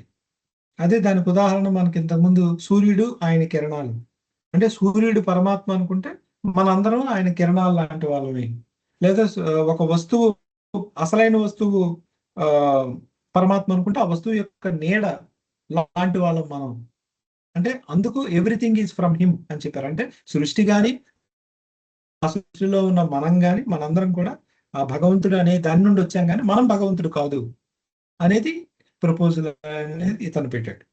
కానీ ఇబ్న్ అరబీ ఏం చెప్పాడంటే వాస్తవానికి మనమే అది. అంటే సముద్రం ఎగ్జాంపుల్ ఇస్తూ ఆ అలలు కానీ బిందువులు కూడా అన్ని కూడా సముద్రం అని అతను చెప్పాడు. సో మనం నెక్స్ట్ పారాకి వెళ్తే the two doctrines and the resultant controversies are a later development at the beginning of the present Daure Kalandari, and so did not arise during the lifetime of Arabian prophet. అయితే ఇప్పుడు ఈ రెండింటి మధ్య ఈ ఒక్కొక్కరు ఒక్కొక్కలా propose చేయడం జరిగింది, దాన్ని ఫాలో అవుతూ వచ్చారు. మళ్ళీ వీటి మధ్య ఈ ఈ గొడవలు తీవ్రతరం అయింది ఎప్పుడంటే మహమ్మద్ టైంలో ఎప్పుడు ఇవి అవ్వలేదు. ఎందుకంటే మహమ్మద్ టైంలో ఈ స్కూల్స్ కూడా ఏం లేవు. మహమ్మద్ ఎప్పుడు వచ్చాడంటే 7th సెంచరీలో వచ్చాడు. 632 ఎప్పుడు అది 7వ శతాబ్దంలో ప్రాఫిట్ మహమ్మద్ అరేబియాలో పుట్టడం జరిగింది. అతను ఉన్నప్పుడు ఈ గొడవలు కానీ ఏవీ లేవు, అసలు ఈ సిద్ధాంతాలు లేవు, ఈ థీరీలు లేవు. కానీ అలాగా 7వ సెంచరీ నుండి మొదలుకొని అలా ఒక్కొక్క మాస్టర్ వస్తున్నప్పుడు ఆయా కాలానికి అనుగుణంగా వాళ్ళు ఒక్కొక్క థీరీని ప్రపోజ్ చేసుకుంటూ వచ్చారు. కానీ గొడవలు ఎప్పుడు స్టార్ట్ అయ్యాయంటే రఫ్గా 17th సెంచరీలో స్టార్ట్ అయ్యాయి. ఈ దౌరే కలందరి అనే మాటకి అర్థం ఏంటంటే ఘనీ ఒక దగ్గర ఎక్స్ప్లెయిన్ చేశారు ఈ దౌరే కలందరి గురించి. మెహర్ బాబా జర్నల్లో హజరత్ బాబాజాన్ గురించి ఆర్టికల్ రాస్తూ అసలు ఈ దౌరే కలందరి అనేది దౌర్ అంటే సైకిల్ ఆఫ్ మాస్టరీ రాశారు కదా బ్రాకెట్. అంటే ఇది ఒక యుగం అన్నమాట. ఈ యుగం ఎప్పుడు ప్రారంభమైంది? ఈ కాలచక్రం యుగం ఒకటో. ఇది ఎప్పుడు ప్రారంభమైందంటే హజరత్ బాబాజాను ఎప్పుడైతే జన్మ తీసుకున్నారో అంటే 1970 ఆ ప్రాంతంలో, దానికి అంటే 1970 1790 1790లో హజరత్ బాబాజాన్ పుట్టారు అని చెప్తూ ఉంటారు. ఆ ప్రాంతంలో అంటే మోస్ట్లీ 18th సెంచరీ ప్రారంభం అవ్వచ్చు. ఆ సమయంలో ఈ దౌరే కలందరి ప్రారంభమైందట అని రాశారు అతను జర్నల్, మెహర్ బాబా జర్నల్. అంటే హజరత్ బాబాజానికి పుట్టడానికి కొంచెం ముందు అని అనుకోవచ్చు మనం. ఆ ముందు ఈ గొడవలన్నీ అయ్యాయి. నేను హిస్టరీలో కూడా చెక్ చేశాను ఇది నిజంగా ఆ పీరియడ్లో ఏమైంది ఏంటి అంటే ఎస్, ఆ టైంలోనే ఈ కాంట్రవర్సీస్ అన్ని బాగా ఎక్కువైపోయాయి, తీవ్ర రూపం దాల్చాయి అన్నమాట. అంతవరకు ఒకవేళ ఒకరి గురించి మాట్లాడినా కూడా లేదంటే ఆయన అలా చెప్పుకున్నారు, ప్రాబ్లం లేదని వీళ్ళు ఫాలో అయ్యారు, వాళ్ళు ఫాలో అయ్యేవారు. ఇప్పుడు గొడవలు అంటే బహిరంగంగా వాదించుకోవడం, కొట్లాట్లు ఇలాంటివి లేవు, కానీ అవి తీవ్ర రూపంగా దాల్చాయి ఆ పీరియడ్ వచ్చేసరికి, అంటే హజరత్ బాబాజాన్ పుట్టే సమయానికి. అది ఇక్కడ మెన్షన్ చేస్తున్నారు. ప్రాఫిట్ మహమ్మద్ టైంలో లేవు కానీ ఆ తర్వాత వచ్చాయి అని అంటున్నారు. The doctrine of the Uzudiyas is based on the experience plus reason, and the Shuhudiyas base it on experience and the Quranic aspects of common interest. అయితే ఈ ఇబ్న్ అరబీ చెప్పినటువంటి ఈ థీరీ ఏదైతే ఉందో అంతా ఒకటే అని ఏదైతే ఉందో ఆ సిద్ధాంతం, అది ఎక్కడి నుండి వచ్చిందంటే పర్సనల్ ఎక్స్పీరియన్స్ నుండి వచ్చింది. నిజంగా ఆ 2B స్టేట్కి వెళ్ళి నేనే భగవంతుని అని తెలుసుకున్న వాళ్ళు ఆ ఎక్స్పీరియన్స్ పొంది ఆ తర్కంతో అంటే లాజిక్తో వాళ్ళు బయటికి చెప్పారు అది ఎలా అనేది.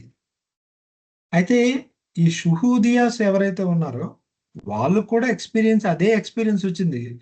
గాడ్ రియలైజేషన్ వచ్చిన తర్వాత వీళ్ళకి ఒకలాగా వాళ్ళకి ఒకలా ఉండదు. ఎక్స్పీరియన్స్ అదే వచ్చింది కానీ వాళ్ళు ఆ ఎక్స్పీరియన్స్ ఏదైతే పొందారో అంటే మేము భగవంతుడు అనే విషయాన్ని వాళ్ళు యాజ్ ఇట్ ఈస్‌గా చెప్పలేదు. ఎందుకంటే అలా చెప్తే అప్పటికి మీకు తెలుసు ఇస్లాం మతం ఎలా ఉంటుందంటే వెరీ స్ట్రిక్ట్ కోడ్ ఉంటుంది. Religious codes. సో, దానికి అది గాని సడెన్‌గా నువ్వే భగవంతుడు అని చెప్తే చాలామంది దాన్ని అంగీకరించరు. అంగీకరించకపోగా దానికి అంటే రివోల్ట్ అవుతారు పీపుల్ అందరి నుండి. అలాగే అప్పుడున్న రాజుల నుండి కూడా. సో, పీపుల్ యొక్క ఇంట్రెస్ట్‌ని వాళ్ళకి ఖురాన్ మీద ఉండేటువంటి నమ్మకాన్ని, వాటిని ఆ అంశాల్ని దృష్టిలో పెట్టుకొని వాళ్ళకి ఏ అనుభవం అయితే కలిగిందో, ఆ అనుభవాన్ని మరొకలా చెప్పారు. అదే ఇంతకుముందు మనం చెప్పుకున్నట్టు. సూర్యుడి నుండి వచ్చిన కిరణాలు లాంటి వాళ్ళం మనందరం. మనం సూర్యుడు కాదు అన్నట్టుగా వీళ్ళు మాట్లాడారు. కానీ వుజూదియాస్ ఎలా చెప్పారంటే, ఆ సూర్యుడే మనం. కిరణాలు మాత్రం సూర్యుడి నుండి వచ్చాయంటే అవి సూర్యుడికి భిన్నంగా ఉంటాయా? ఆ కిరణాలు కూడా సూర్యుడే అన్నట్టుగా వాళ్ళు మాట్లాడారు. వీళ్ళు ఎలా మాట్లాడారు? వాస్తవానికి అనుభవం ఒకటే అయినప్పటికీ ఎక్స్‌ప్రెషన్‌లో తేడా వచ్చింది. ఎందుకంటే ఇది వాళ్ళ వర్క్ బట్టి. ఓకే. ఏమైనా ఉంది? ఏమన్నా ఉన్నాయండి మిగిలిన వాళ్ళ ప్రశ్నలు? బాగుందండి ఇది ఎక్స్ప్లెనేషన్. అయితే నెక్స్ట్ దానికి వెళ్దాం సార్. అలాగే. Ibn Arabi denies transcendence and immanence, which imply duality. అయితే ఇది కొంచెం మరికొంచెం లోతుగా చెప్పినటువంటి విషయం. ఇబ్న్ అరబీ ఏం చేశారంటే, అంటే ఎవరైతే ఈ అద్వైత సిద్ధాంతాన్ని సూఫీ అద్వైత సిద్ధాంతం అని పిలుచుకుందాం మనకి ఈజీగా ఉంటుంది. ఈ సూఫీ సాంప్రదాయంలో అద్వైత సిద్ధాంతాన్ని ప్రవేశపెట్టినటువంటి ఇబ్న్ అరబీ దేన్ని తిరస్కరించారంటే ట్రాన్సెండెన్స్ అండ్ ఇమ్మెనెన్స్ అనేటువంటి దీన్ని. ట్రాన్సెండెన్స్ అంటే ఏంటంటే సృష్టికి అతీతంగా భగవంతుడు ఉన్నాడు అని చెప్పడం. అంటే సృష్టిలో భాగమై లేడు, దీనికి అతీతంగా ఉన్నాడు అని చెప్పడం ట్రాన్సెండెన్స్ అనే స్థితి. దాన్ని అతను తిరస్కరించాడట. లేదు, ఇమ్మెనెన్స్ అంటే సృష్టి అంతా కూడా భగవంతుడే ఉన్నాడు అని చెప్పడాన్ని కూడా అతను తిరస్కరించాడంట. అది ఇక్కడ ఈ మాటకు అర్థం. Ibn Arabi denies transcendence as well as the immanence which imply the duality. ఎందుకు అలా చెప్పాడు? సృష్టి కావల భగవంతుడు ఉన్నాడు అని చెప్పాడు అనుకోండి, సృష్టి ఉంది అని ఒప్పుకున్నట్టే ఇండైరెక్ట్. సృష్టి ఉంది, మళ్ళీ దానికి వేరేగా భగవంతుడు ఉన్నాడు అని. లేదు, సృష్టి నింపుగా అంటే సృష్టి మొత్తం, సృష్టి లోపల భగవంతుడు ఆక్యుపై ఉన్నాడు అని చెప్పినా కూడా, అంటే దానికి అంతర్లీనంగా ఉన్నాడు, అంటే సృష్టి ఒకటి ఉంది, దానికి అంతర్లీనంగా భగవంతుడు సర్వవ్యాపిగా ఉన్నాడు అనేది చెప్పడం కూడా అవుతుంది. అంటే అప్పుడు రెండింటిని ఒప్పుకోవడం అవుతుంది. అంటే రెండు ఉన్నాయని చెప్పడం. అసలు డ్యుయాలిటీ అనే దానికి తావులేదు, ఉన్నది ఒకటే ఉంది. కాబట్టి ఇబ్న్ అరబీ ఈ రెండింటిని కూడా త్రోసిపుచ్చాడు అని చెప్పారు అక్కడ. He maintains that God is one and it is he alone who exist. అసలు ఉన్నది భగవంతుడేరా బాబు, ఇంకోటి లేదు, ఆయన తప్పితే మరొకటి లేదు అనేదాన్నే అతను మెయింటైన్ చేశాడు అతని డాక్టర్లో, ఆయన సిద్ధాంతం. All else that appears to exist are his manifestations or తజల్లియత్. అయితే ఏదైతే మనకు ఉన్నట్టుగా కనిపిస్తుందో, మన కళ్ళ ముందు కనిపిస్తున్న ఈ మనుషులు కానీ, లోకం కానీ, ఏదైనా కానీ, ఇదంతా కూడా ఆయన తాలూకా ప్రకటీకరణలు, వ్యక్తీకరణలు తప్పితే ఆయనే ఉన్నాడు, మరొకటి లేదు. సేమ్ మన సముద్రం ఎగ్జాంపుల్ తీసుకోవచ్చు. సో ఉన్నది సముద్రమే, అది అలలుగా కనిపిస్తున్నా, బుడగలుగా కనిపిస్తున్నా, ఇంకెలాగ నొరగగా కనిపిస్తున్నా, ఉన్నది సముద్రమే, ఇంకోటి లేదు అనేదే ఇబ్న్ అరబీ తాలూకా ప్రధానమైనటువంటి సిద్ధాంతం. వెళ్దాం సార్ ముందు.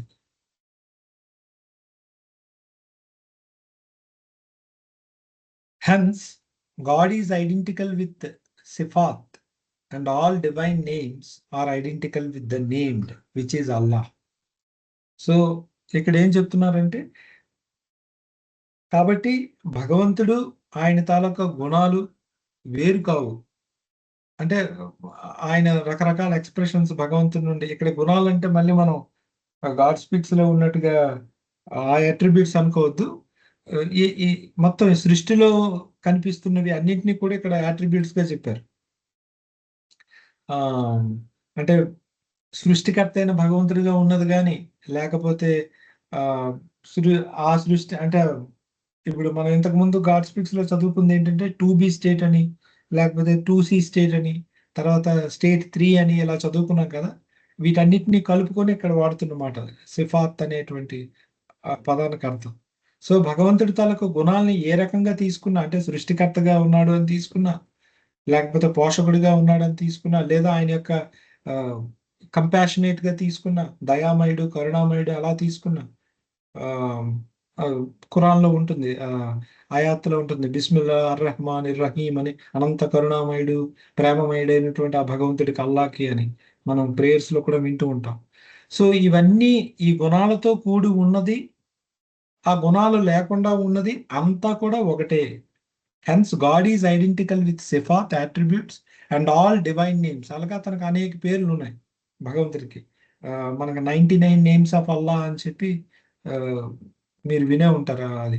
అవన్నీ కూడా ఒక అతనికే ఉన్నాయి. మళ్ళీ అందులో ఎంతమంది గాడ్స్ గట్ట లేరు. ఈ గాడ్ వేరు, ఆ గాడ్ వేరు లేరు. ఇవన్నీ అల్లాయే. అల్లాకున్న వివిధ నామాలే, వివిధ గుణాలే ఇవన్నీ కూడా అని చెప్పడం జరిగింది. ఇదే విషయం ఇటు సైడ్ హిందువుల్లో కూడా ఉంటుంది. విష్ణు సహస్రనామం అని ఏదైతే సాధారణంగా హిందూ చదువుతూ ఉంటారో అది కూడా అందులో ఉంటుంది. ఇవన్నీ కూడా యాని నామాని గౌరాని అని ఉంటుంది అనమాట. అంటే ఇవన్నీ కూడా భగవంతుడికి ఉండే వివిధ గుణాలు అన్నీ కూడా ఆయన నామాలుగా ఉన్నాయి.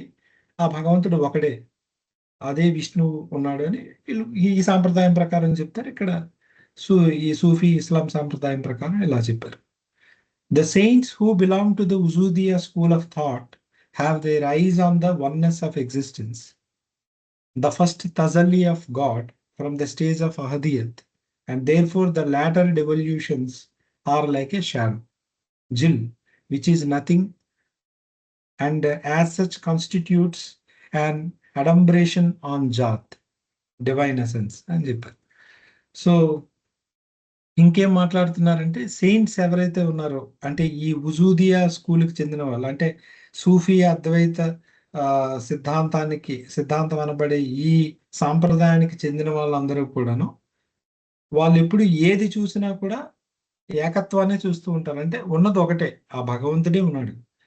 సృష్టిని చూసినా కానీ, మనుషుల్ని చూసినా కానీ అదే భగవంతుడు ఉన్నాడు, మరొకటి లేదు. అది అలాగా కనిపిస్తూ ఉంది కానీ వాస్తవానికి భగవంతుడే ఉన్నాడు, ఉన్నది ఒకటే అనే దృష్టిలోనే దాని ఫాలోవర్స్ అందరూ చూస్తారు. దానికి సంబంధించిన సెయింట్స్ అందరూ కూడా చూసేటప్పుడు దాన్ని ఒకటిగానే చూస్తారు. ఇన్ని ఉన్నాయని మల్టిప్లిసిటీగా చూడరు దేన్ని కూడా. ద ఫస్ట్ తజల్లీ of the God from the stage of అహదియత్. మనకి ఈ మాట మనం అర్థం చేసుకోవాలంటే మనకి నెక్స్ట్ వస్తుంది. అందుకు ప్రస్తుతానికి దీన్ని ఇక్కడ ఇగ్నోర్ చేద్దాం. ఎందుకంటే ఇక్కడ ఫస్ట్ మేనిఫెస్టేషన్ అంటే ఏంటి అవన్నీ చెప్పాలి ఇప్పుడు. సో వాళ్ళు అలా చూస్తారు. And therefore the latter devolutions are like shadow. అంటే ఇక్కడ మనకి ముందు చెప్పబోతున్న విషయం ఏంటంటే భగవంతుడు ఒకడే ఉన్నాడు, కానీ ఆ భగవంతుడు రకరకాలుగా, మనం ముందు లైన్లో కూడా చదివాం కదా, రకరకాల ప్రకటీకరణలు ఉన్నాయి ఆయనకి. అంటే రకరకాల స్థాయిల్లో, అదే మన 10 స్టేట్స్ ఆఫ్ గాడ్లో అయితే ఒకే భగవంతుడు ఒక్కొక్క స్టేట్లో ఇలా ఎక్స్ప్రెస్ అయ్యాడని మనకు ఆర్డర్లో చెప్పుకుంటూ వచ్చారు బాబా. ఫస్ట్ 3rd స్టేజ్ వచ్చింది, తర్వాత 4th, తర్వాత 5th అంటే ఎవల్యూషన్, తర్వాత 6th రీఇన్కార్నేషన్, ఇలా చెప్పుకుంటూ వచ్చారు కదా. అలాగా ఇక్కడ కూడా సూఫీల్లో కూడా అదే రియాలిటీ, భగవంతుడు ఎవరైతే ఉన్నారో అతను రకరకాలుగా ప్రకటింపబడ్డాడు. అలా అని చెప్తూ 5 రకాల అస్తిత్వాలు ఉన్నాయని చెప్పారు. పంచ అస్తిత్వాలని పిలిచారు వాళ్ళు, 5 అస్తిత్వాలని. అందులో మొదటి అస్తిత్వం, ఇది రెండవ అస్తిత్వం, 3, 4, 5 అని చెప్పారు. వాటి గురించి ఇక్కడ మాట్లాడుతున్నారు అనమాట. సో ఏవైతే ఆ డివల్యూషన్స్ ఉన్నాయో, డివల్యూషన్స్ అంటే సాధారణంగా అవరోహణం అనమాట. అంటే ఒక ఉన్నతమైన స్థితి నుండి అలా దిగి రావడాన్ని డివల్యూషన్ అంటారు, క్రిందకి దిగి రావడం. ఓకే, ఆ లాటర్ డివల్యూషన్స్ ఉన్నాయి, క్రమక్షీణతలని మనం అనువాదం చేసాం. అవి ఏవైతే ఉన్నాయంటే ఫస్ట్ భగవంతుడు ఉంటాడు, తర్వాత మన అందరికి తెలిసిందే మెంటల్ వరల్డ్ ఉంటుంది, తర్వాత సటిల్ వరల్డ్ ఉంటుంది, తర్వాత గ్రాస్ వరల్డ్ ఉంటుంది. ఇవన్నీ కూడా ఆ భగవంతుడి తాలూక ఛాయలే. బాబా మనకు చెప్పారు, ఫస్ట్ ఇది షాడో, ఆ షాడోకి షాడో సటిల్ అని, ఈ షాడోకి షాడో గ్రాస్ అని ఇలా చెప్పుకుంటూ వచ్చారు. సో ఈ షాడోలన్నిటికీ మూలం ఏంటంటే భగవంతుడు, కాబట్టి అతను రియాలిటీ. సో ఇంతకు ముందే చెప్పుకున్నట్టు వస్తువు యొక్క నీడ వేరుగా అనిపిస్తున్నప్పటికీ వస్తువు లేకుండా నీడ ఉంటుందా? కాబట్టి ఉన్నది వస్తువే ఉంది, నీడ గురించి ప్రత్యేకంగా మనం మాట్లాడక్కర్లేదు అనేటువంటి నమ్మకం అంటే సిద్ధాంతం వీళ్ళది, ఈ సూఫీ అద్వైతం వాళ్ళది. అయితే వీటికి ఉన్న పదాలు ఏంటంటే జిల్ అనేది అరబీ పదం షాడోకి, అది ఇక్కడ చెప్పారు. ఈ అంటే ఏవైతే ఈ లోకాలన్నీ చెప్తారో మనం, మానసిక లోకం, సూక్ష్మ లోకం, స్థూల లోకం అని, భువనాలని, అవన్నీ కూడా సత్యాన్ని యొక్క, సత్య పదార్థం యొక్క నీడలు మాత్రమే, ఛాయలు మాత్రమే తప్పిస్తే అవేమీ వాస్తవానికి వాటికంటూ ఒక అస్తిత్వం లేదు. వాటిని మీరు చూస్తున్నా కూడా అవి యథార్థతనే రిప్రజెంట్ చేస్తున్నాయి అని మనం చూడాలి. ఇక్కడ ఒక లైన్ ఉంది, చూసారా లేదు మీరు? They are like a shadow which is nothing. ఈ లోకాలన్నీ కూడా, ఈ వరల్డ్స్, ఈ యొక్క ప్రపంచాలు, ఈ భువనాలన్నీ కూడా దే ఆర్ నథింగ్. వాటికంటూ ఏం విలువ లేదు, ఎందుకంటే నీడకి ఏముంటుంది విలువ? And as such constitutes and adumbration on జాత్. జాత్ అంటే డివైన్ ఎసెన్స్, రియాలిటీ. రియాలిటీని సూచిస్తూ ఉన్నా, అంటే మనం ఈ ప్రపంచాన్ని చూడగానే మనం ఏం చూడాలంటే, ఇప్పుడు ఎవరైనా ఒక వ్యక్తి నీడని చూస్తున్నారు అనుకోండి, చెట్టు నీడ కనిపిస్తుందంటే అక్కడ చెట్టు ఉందని మనకు అర్థం అవుతుంది. మనం చెట్టుని చూడకపోయినప్పటికీ నీడ చూడగానే మనకు చెట్టు గుర్తుకు రావాలి. అలాగా మనం ఈ సృష్టిలో అట్లీస్ట్ మనందరికైతే ఈ స్థూల ప్రపంచం కనిపిస్తుంది కాబట్టి, ఈ స్థూల లోకంలో దేన్ని మనం చూసినా భగవంతుడు ఉన్నాడు, భగవంతుడు ఉంటే తప్పిస్తే ఇవన్నీ ఉండవు కాబట్టి అది గుర్తుకు రావాలట, దాన్ని సూచిస్తాయి అట ఇవన్నీ. ఈ అండర్స్టాండింగ్ తో ఉంటాడట ఎవడు? ఈ అద్వైత సిద్ధాంతాన్ని ఫాలో అయ్యే వాళ్ళందరూ కూడా, ముఖ్యంగా సెయింట్స్, వాళ్ళు ఇలాగే చూస్తారంటే ఎప్పుడు ఏది చూసినా సరే, ఎందుకంటే వాళ్ళు దాన్ని నమ్ముతున్నారు కాబట్టి. అది ఇక్కడ చెప్పారండి. ఇంతవరకు ఏమైనా ఉంటే మాట్లాడు.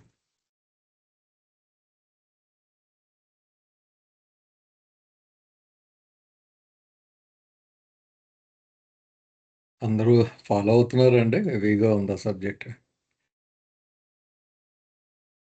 సార్ ఫాలో అవుతున్నాము. ఓకే. పెద్ద డౌట్ అరైజ్ చేసేంత లెవెల్లో లేదు. It's okay. Going on well sir. Okay. Continue చేద్దాం సార్ అది. కంటిన్యూ చేయండి sir. So the shadow, however, owes its existence to and is depend upon God, who is infinite and eternal. అదే మళ్ళీ చెప్తున్నారు. ఆ షాడో ఏదైతే ఉందో, ఈ నీడ అనేది దాని ఓస్ ఇట్స్ ఎగ్జిస్టెన్స్ టు గాడ్. అంతే కదా, అంటే భగవంతుడు ఉండడం వల్ల ఇవన్నీ వచ్చాయి. ఆయన లేకపోతే అసలు ఇవేవీ లేవు. కాబట్టి అది దానికి రుణపడి ఉంది, దాని మీద ఆధారపడి ఉంది. డిపెండెంట్ అపాన్ గాడ్ అంటే సత్య పదార్థం మీద నీడ ఆధారపడి ఉంటుంది. వస్తువు మీద ఎప్పుడు ఆ నీడ ఆధారపడి ఉంటుంది.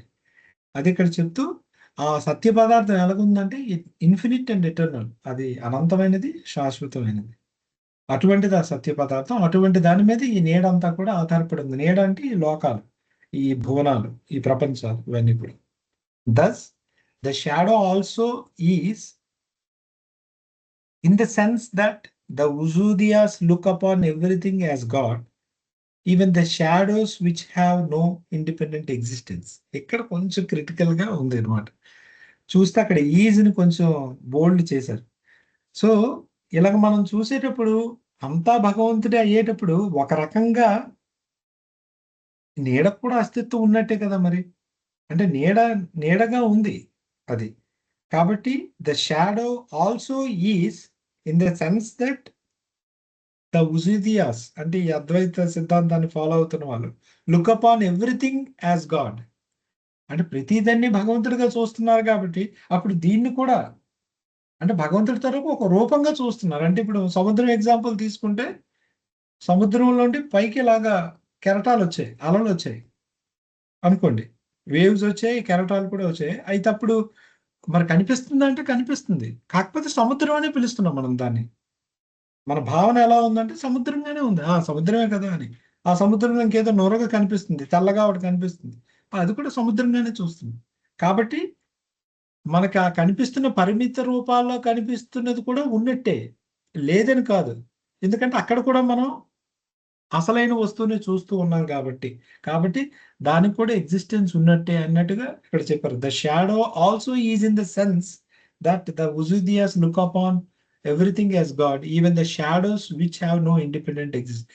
నిజంగా ఆ అలలు, బుడగలు వాటంతటా అవి ఉండలేవు, సముద్రం ఉంటేనే ఉంటాయి, కానీ అవి ఉన్నట్టుగా కనిపిస్తున్నాయి కాబట్టి వాటిని మనం ఉన్నాయని చెప్తున్నాం. ఎందుకంటే ఫైనల్ గా వాటిని చూసేటప్పుడు మనం వాటినే చూడట్లేదు, సముద్రాన్ని చూస్తూ ఉన్నాం కాబట్టి ఇండైరెక్ట్ గా సముద్రాన్ని రిప్రజెంట్ చేస్తున్నాయి. అలాగే ఈ లోకంలో మనకి ఏది కనిపిస్తున్నా కూడా ఆ కనిపిస్తుందంతా కూడా భగవంతుడే అని మనం ముందే అనుకున్నాం కాబట్టి, అంటే మనం ప్రస్తుతం అందరం అద్వైత సిద్ధాంతం కలద్దాలు పెట్టుకొని చూస్తున్నాం, అందుకు అలా మాట్లాడుతున్నాను. సో ఉన్నదంతా భగవంతుడే ఉన్నాడు అని నమ్ముతున్నాం కాబట్టి మనకి ఏది కనిపించినా కానీ అది భగవంతుడే కాబట్టి ఇది ఉన్నట్టే. ఎలా ఉందంటే భగవంతుడిగా ఉంది ఇది. ఇప్పుడు మన కళ్ళ ముందు కనిపిస్తున్న చెట్టు, పుట్ట ఏదైనా కానీ ఉందా అంటే ఉంది. ఎలా ఉంది? భగవంతుడిగా ఉంది. ఎందుకంటే ఉన్నదంతా భగవంతుడే కాబట్టి. అలాగా వీటికి ఎగ్జిస్టెన్స్ ఉంది అని చెప్తున్నారు. కొంచెం క్రిటికల్ పాయింట్, బట్ ఇదండి. అర్థమైందంటే ఇంకేమైనా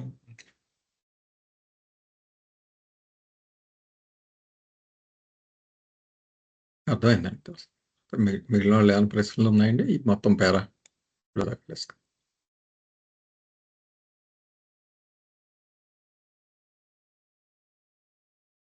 జయబాబు సార్, అంటే వీళ్ళందరూ గాడ్ రిలేషన్ అయిన వాళ్ళే వాళ్ళ ఫీలింగ్స్ చెప్తున్నారు అంతేనా? అవునండి. Okay, okay. నెక్స్ట్ దానికి వెళ్తానండి. ఇంకా 10 minutes ఉంది. ద షుహూదియాస్, ఇంకా ఇప్పుడు రెండోది తీసుకున్నాడు. ఉసూదియాస్ అయిపోయింది, అంటే అద్వైతవాదుల గురించి అయిపోయింది. ఇప్పుడు షుహూదియాస్, విశిష్టాద్వైతవాదుల గురించి తీసుకు. సో షుహూదియాస్ as said before hold 2 jobs. అయితే ఇంతవరకు మనకేం చెప్పారు? సబ్స్టెన్స్, షాడో, అంటే సత్య పదార్థం, దాని తాలూకు నీడ. ఆ రకంగా మనకి ఇంతకుముందు వివరణ వెళ్ళింది. ఇప్పుడు ఇక్కడ ఏంటంటే షుహూదియాలు ఎలా చెప్తున్నారంటే, అంటే ఈ విశిష్టాద్వైతవాదులు వీళ్ళు రెండు యథార్థాలు, 2 వాస్తవాలు ఉన్నాయని చెప్తున్నారు వీళ్ళు. ఇది కొంచెం క్రిటికల్. హోల్డ్ 2 జాత్స్. జాత్ అంటే అర్థం సత్య పదార్థం అని. ఇక్కడ 2 సత్య పదార్థాలు ఉన్నాయని వీళ్ళు చెప్తున్నారు. 2 యథార్థతలు ఉన్నాయి, 2 వాస్తవాలు ఉన్నాయని చెప్తున్నారు. The one of reality and other of non reality. చూడండి, ఒకటి వాస్తవమైందట, ఇంకోటి అవాస్తవమైందట. 2 పదార్థాలే ఉన్నాయి అక్కడ, కానీ ఒకటి వాస్తవం అయింది, ఇంకోటి అవాస్తవం అయింది. ఒకటి యథార్థమైంది, ఇంకోటి యథార్థం కానిది అని చెప్పారు. అది ఎలాగో చూద్దాం. The one of God and the other of బంధ. ఒకటి భగవంతుడైతే ఆ పదార్థాల్లో, మరొకటి బంధ అంటే బంధనాల్లో చిక్కుకున్న జీవుడు అనమాట. జీవుడికి సంబంధించింది ఒకటి, భగవంతుడికి సంబంధించింది ఒకటి. అంటే భగవంతుడు ఉన్నాడు, జీవుడు ఉన్నాడు. అంటే భగవంతుడు ఉన్నాడు, ఆత్మ ఉంది. ఇలాగ అనుకోండి. మనకి ఆత్మ అంటే బంధింపబడిన ఆత్మ, ఫ్రీడమ్ గా ఉన్నది కాదు. అంటే ఈ మాయలో ఇప్పుడు మనం అందరం ఆత్మస్వరూపులు అయినప్పటికీ కూడా మనం ఒక బంధనంలో ఉన్నాం. ఎందుకంటే మనకి ఇంకా మనస్సు ఉంది, దానికి సంస్కారాలు ఉన్నాయి కాబట్టి మనల్ని బంధ అని పిలుస్తారు, బంధనంలో ఉన్నవాడు అని. అలాగే అసలైన భగవంతుడు కూడా, పరమాత్మ కూడా ఉన్నాడు. సో పరమాత్మ, ఆత్మ ఆర్ జీవుడు అలా పిలుచుకుంది. ఈ 2 కూడా 2 పదార్థాలే అని వీళ్ళు నమ్ముతున్నారు, ఈ విశిష్టాద్వైతవాదులు. ద జాత్ ఆఫ్ బంధ ఈజ్ 0. అయితే ఈ గాడ్ అండ్ బంధ తీసుకుంటే అందులో ఈ బంధ అంటే జీవుడి యొక్క ఈ జాత్ అంటే యథార్థత అనేది 0 అని చెప్తున్నారు. అదం, దాన్ని అదం అని చదవాలి, ADUM. సో ఈ అదం అంటే వాడికి వాస్తవానికి విలువ లేదు. దిస్ అదం ఈజ్ రిలేషనల్ ఇజాఫీ అంటారు, ఈజ్ నాట్ రియల్. సో అంటే ఎలాగా అంటే దీన్ని మీకు అర్థం అవడానికి ఇది ఎలా చెప్పాలంటే,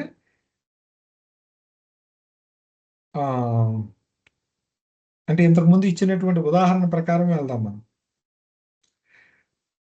చూడడానికి 2 ఉన్నాయి, కానీ రెండిట్లో ఒకటి సత్య పదార్థం. 2 ఉన్నాయని చెప్తున్నాడు వీళ్ళు, కానీ రెండిట్లో ఒకటి నిజంగా ఉందట, ఇంకో దానికి ఉంది కానీ విలువ లేదని చెప్తున్నారు దానికి. అంటే విలువ లేకుండా ఉంది. అది విలువ లేకుండా ఉంది అని చెప్పడంలో దేని ఉద్దేశంలో విలువ లేకుండా ఉంది? With reference to the first one, అంటే విత్ రిఫరెన్స్ టు గాడ్ దానికి ఏమీ లేదు. అంటే ఉదాహరణకి మనం నెంబర్స్ తీసుకున్నాం అనుకోండి, 1, 0, 2 తీసుకుంటే, డిజిట్స్ 2 అంకెలు కానీ మనం తీసుకుంటే 1 ఉంది, 0 ఉంది. కానీ సున్నాకి ఏం విలువ లేదు. అది ఉంది, ఎన్ని సున్నాలు పెట్టినా సున్నా. అది సున్నా పక్కన మరొక సున్నా పెట్టినా 2 జీరోలు ఏమవుతాయి? జీరోయే అవుతుంది. 3 జీరోలు ఏమవుతాయి? జీరోయే అవుతుంది. అలాగా. కానీ జీరో ఉంది, ఆ జీరోకి విలువ ఏంటి లేదు.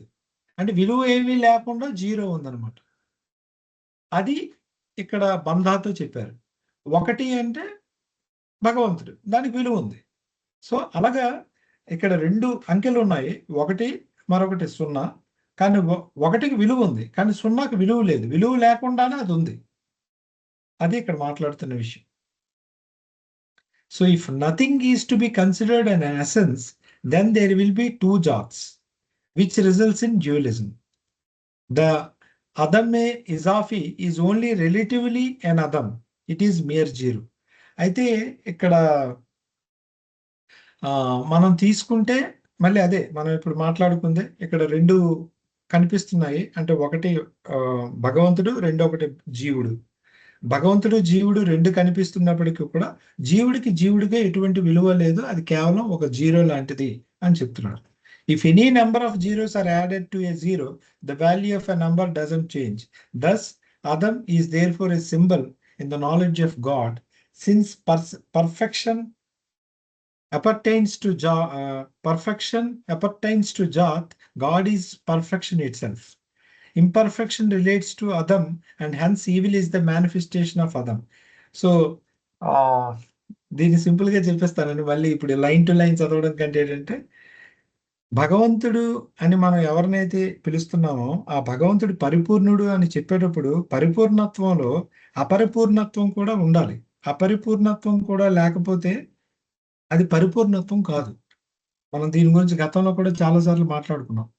ఒక వ్యక్తి నాకు అన్నీ తెలుసు, నేను సర్వజ్ఞుణ్ణి అని క్లెయిమ్ చేస్తే అంటే ఆ వ్యక్తికి అన్నీ తెలుసు అనమాట. అన్నీ తెలుసు అంటే అసలు ఏమీ తెలియకపోవడం అంటే కూడా అతనికి తెలియాలి. అదే ఎవ్రీథింగ్ ఇంక్లూడ్స్ నథింగ్ ఆల్సో. అదే otherwise it cannot be everything. అది సో ఎవ్రీథింగ్ అనేది అంటే నథింగ్ అనేది లేకపోతే అది ఎవ్రీథింగ్ అవ్వదు. అది మనం చాలాసార్లు చెప్పుకున్నాం. అలాగే ఒక వ్యక్తి నాకు అన్నీ తెలుసు అని చెప్పాడు అంటే అసలు ఏమీ తెలియకపోవడం, అర్థం కాకపోవడం అంటే కూడా అతనికి అర్థం అవ్వాలి. ఇప్పుడు ఒక వ్యక్తి తన దగ్గరికి వచ్చి సార్ నాకు ఏమీ తెలియదండి అంటే ఆ స్థితిని ఇతను అర్థం చేసుకోగలగాలి. నువ్వు చెప్తే ఏంటి అర్థం కాకపోవడం ఏంటి అని అన్నాడు అనుకోండి, అంటే వీడికి అజ్ఞానం అంటే ఏంటో తెలియదు అనమాట. అజ్ఞానం అంటే ఏంటో కూడా తెలియాలి, అప్పుడే దాన్ని జ్ఞానం అంటారు. సో అజ్ఞానంతో కూడినటువంటి జ్ఞానమే అసలైన జ్ఞానం. సో భగవంతుడు పరిపూర్ణుడు కాబట్టి, పర్ఫెక్షన్ పర్సానిఫైడ్ కాబట్టి, అటువంటి అతనికి ఇంపర్ఫెక్షన్ అంటే ఏంటో కూడా తెలియాలి. తెలిస్తేనే అతను కంప్లీట్ అవుతాడు. సాధారణంగా ఇంపర్ఫెక్షన్నే మనం చెడు అని, లేకపోతే మాయా అని, సాతాన్ అని ఏవో పిలుస్తారు. ప్రస్తుతానికి అది పక్కన పెట్టండి. అంటే నెగిటివిటీ, అది లేకపోవడం. లేకపోవడం అంటే జ్ఞానం అనేది లేని స్థితి, పర్ఫెక్షన్ అనేది లేని స్థితి, దాన్ని ఇంపర్ఫెక్షన్ అంటారు. పూర్తి మంచి లేకపోవడం అనే స్థితి, అంటే దాన్ని చెడు అంటున్నాం. అలాగా దాని ఆపోజిట్ కూడా అందులో ఉండాలి, ఉంటేనే అది అవుతుంది. కానీ ఆ ఆపోజిట్కి విలువ లేదు. ఇప్పుడు వాస్తవానికి ఇంత 1 జీరోలో 0 ఉంది, కానీ 0కి ఏ విలువ లేదు. అలాగే అజ్ఞానం అంటే ఏంటి? ఏమీ లేకపోవడం, ఏమీ తెలియకపోవడం. దానికి ఏం పెద్ద ఏమీ తెలియకపోవడం అనేదాన్ని కూడా ఒక ఎగ్జిస్టెన్స్ మనం పెట్టుకుంటున్నాం, మనం ఉంది అనుకుంటున్నాం. అలాగా ఇక్కడ చెప్పారు. అలాగే 2 ఉన్నాయి అని చెప్పారు. ఎవరు? ఈ సుహుర్వార్దీలు ఆర్ ఈ సుహూదియాస్, అంటే ఈ విశిష్టాద్వైతవాదులు అని చెప్పారు. చాలా ఇంపార్టెంట్ కాన్సెప్ట్ ఇది. సో పేరుకి 2 ఉన్నాయంటే ఆ రెండిట్లో 2 కూడా అసలైనవి కాదు. 2 ఉన్నాయి, కానీ ఆ రెండిట్లో ఒకటి అసలైంది, ఇంకోటి అసలైనది కాదు అనేది ఇక్కడ కంపేర్ చేసి చెప్తున్నారు. సో మనం లాస్ట్ లైన్ చదివి ద ముజాదిద్ అంటే వీళ్ళనే, అంటే ఇతను సుహుర్వార్ది ఎవరైతే ఉన్నారో ఆ సిద్ధాంతాన్ని ప్రపోజ్ చేసిన అతను, రివైవర్ అని చెప్పుకున్నాం కదా. ది ముజాదిద్ only reaffirmed and re-emphasized the doctrine of Wahdatul Shuhud, originally founded by Abdul Karim al-Jili, the author of Al-Insan al-Kamil. So ఈ అబ్దుల్ కరీం అల్-జిలి అనే ఒక పర్ఫెక్ట్ మాస్టర్ ఉన్నారు. ఇతను కూడా, ఇతను ఈ అల్-ఇన్సాన్ అల్-కామిల్ అనేటువంటి పుస్తకం రాశారు. వెరీ ఫేమస్ బుక్ ఇది సూఫీ ప్రపంచంలో. దీని అర్థం ఏంటంటే పర్ఫెక్ట్ మ్యాన్ అని అర్థం. అవతారుడు గురించి సూఫీల్లో ఉన్న పుస్తకం ఇది. Perfect man, not perfect one, perfect man. So అవతారుడు గురించి రాసినటువంటి పుస్తకం ఇందులో చాలా గొప్పగా ఉంటుంది. అతను ప్రపోజ్ చేశారట యాక్చువల్గా ఈ ఈ థియరీ ఏదైతే ఉందో. ఇప్పుడు మనం ఇంతవరకు ఏదైతే చెప్పుకున్నాం అంటే ఒక పర్ఫెక్షన్ అనేవాడు ఇన్పర్ఫెక్షన్ కూడా కలిగి ఉంటాడు అనే విషయాన్ని బయటికి ఆ విషయాల గురించి చెప్తూ ఒక గ్రంథస్థం చేసిన వ్యక్తి ఈ అల్జిలి అని అతను. దీన్నే తర్వాత కాలంలో ఆ ఐడియాని తీసుకొని దీన్ని ఈ రకంగా బయటికి ప్రపోజ్ చేయడం జరిగింది. ఎవరి ద్వారా? సుహుర్వార్ది, సహబుద్దీన్ సుహుర్వార్ది అనే అతను. కానీ ఇక్కడ సీక్రెట్ ఏంటంటే ఈ అల్జిలి అనే అతను ఇబిన్ అరబీ యొక్క సాంప్రదాయానికి చెందినవాడు. అంటే అద్వైత సాంప్రదాయానికి చెందినటువంటి అల్జిలి చెప్పిన ఒక పాయింట్ని తీసుకొని విశిష్టాద్వైత సాంప్రదాయాన్ని పరిచయం చేశాడు సుహుర్వార్ది. ఎందుకంటే అప్పటి కాలానికి అది అవసరం కాబట్టి. అది ఇక్కడ ఆ ట్విస్ట్ అనమాట చెప్పింది బాబు. సమయం 6 అయింది. ఆపుదాం. రేపు కంటిన్యూషన్. అలా జై బాబా, జై బాబా, జై బాబా. అందరికి జై బాబా అండి. జై బాబా, జై బాబా. జై బాబా. జై బాబా.